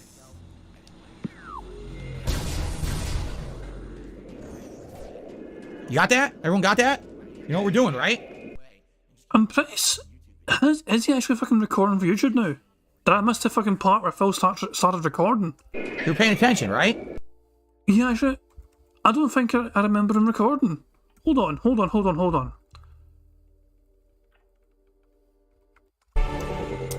Welcome to the stream. How are you? Delta Phazon says if you actually go to the temple near your ship, the game will give you clues as to where to go to find the remaining stuff. Screw that. You guys are my clues. What's up, X-Shooter? How you doing? Okay. So if I remember correctly... But yeah, he's not recording yet. He had no intro, he didn't fucking record. No, he's not recorded yet. And he's continuing on here. You know what we're doing, right? You're paying attention, right? I hope you got it. He's still not recording. Where's this door? Hold on. It says there's a red door. That's where I need to go. Where the hell is it? Up? Oh, it's up. Okay, up here. Here. Literally, I missed most of your pod. This is not me. I don't know what's going on. I don't know what's going on. This is not me. Phil's stream's been a bit weird. We're like 33 minutes behind. I feel like I should refresh. See? Shut up. We honor our fallen elders. Shut the fuck up, let me rewind by 33 minutes. And then go through here. I don't know what the fuck happened there.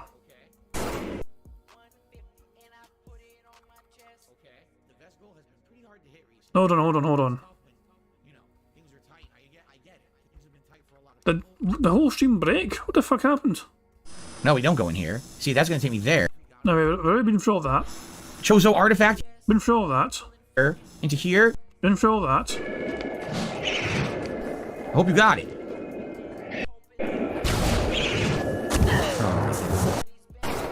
Where's this door? Hold on.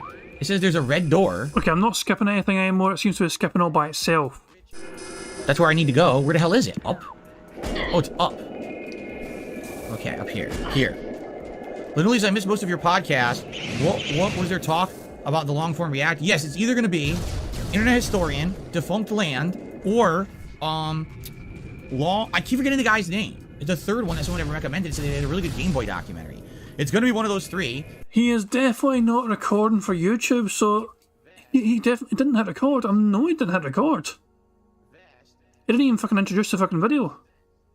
So in that case, Bingo still continues until it hits record.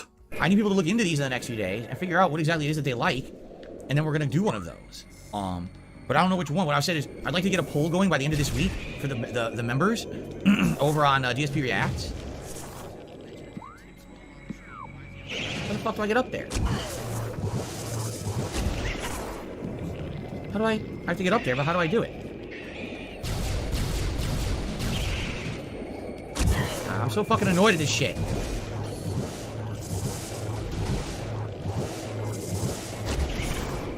Ugh, so frustrating.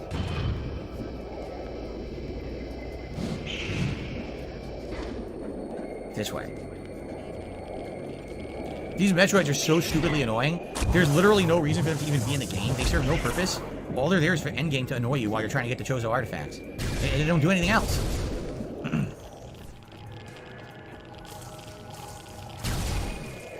Look. Literally, it's the only reason they're fucking here is to piss you off. They're not doing anything else. Right?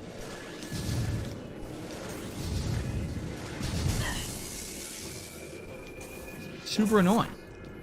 I have a rule. When Phil starts recording for YouTube for gameplay is when Bingo ends. As far as I'm aware, Phil's not recording right now, so the game is still going on.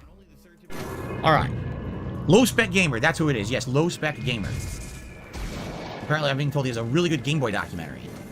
And I'd actually be interested in that. Alright, so here we go.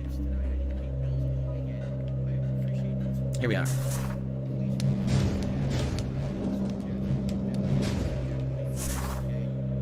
What did the Metroids do to me? They annoyed me. That's what they did. They annoyed the shit out of me. Okay, so we're here now. Now we need to go to the green, and the green will then take us upstairs, and that's going to get us where we need to go. So from where I am, we hook a left. Apparently, Phil used hateful slurs against the Metroids. That's a bit of a stretch, but I'll count it, because fuck you, Phil.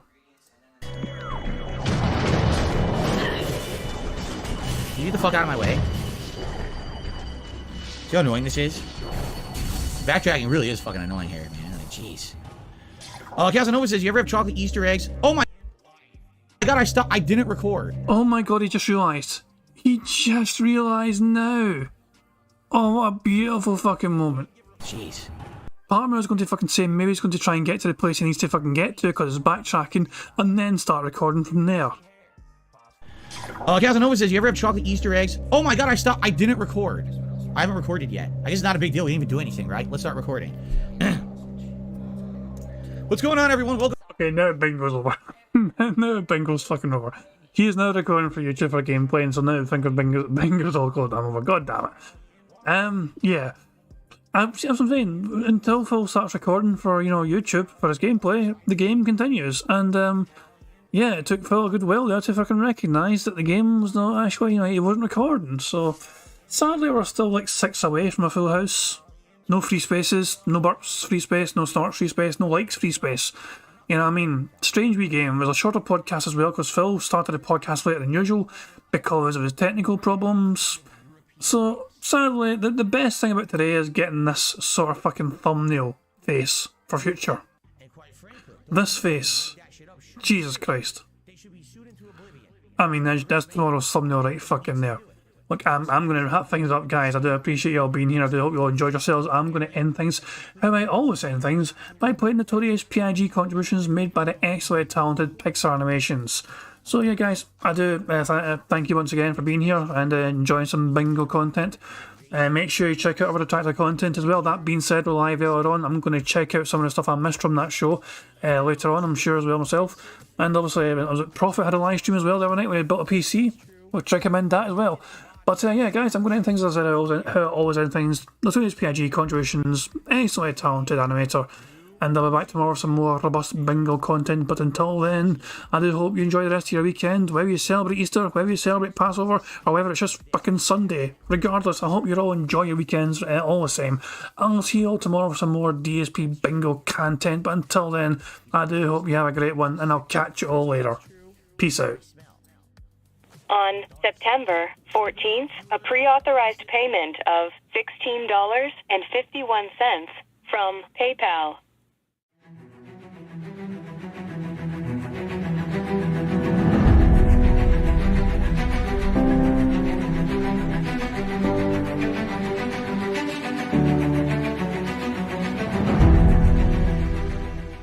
All right, Luna Mills has tipped me $1.30. It says, I'm back. What's your favorite type of shower? When you're showered in money. When you go outside and all of a sudden, greenbacks start falling from the sky. And you raise your face up, you're like, oh, you start dancing, you go, oh, money, money, yeah, yeah. All right, I don't know what the hell you're talking about, but thank you for the first tip of the day.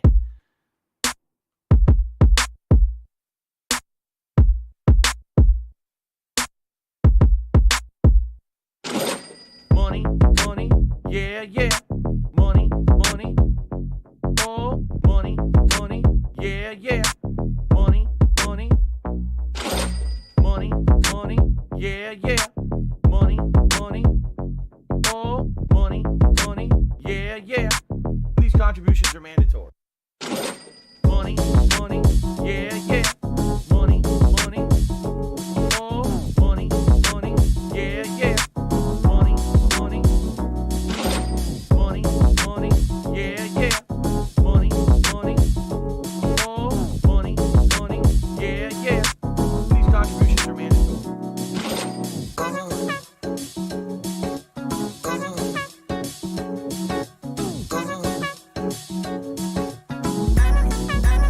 Show me the money.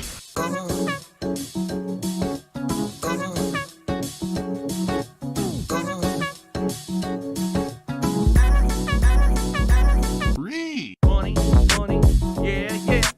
Money, money, oh, money, money, yeah, yeah. Money, money, money, money, yeah, yeah. Money, money, oh, money, money, yeah, yeah. These contributions are mandatory. And it's gone. Just gone like that. In an instant. Fucking gone.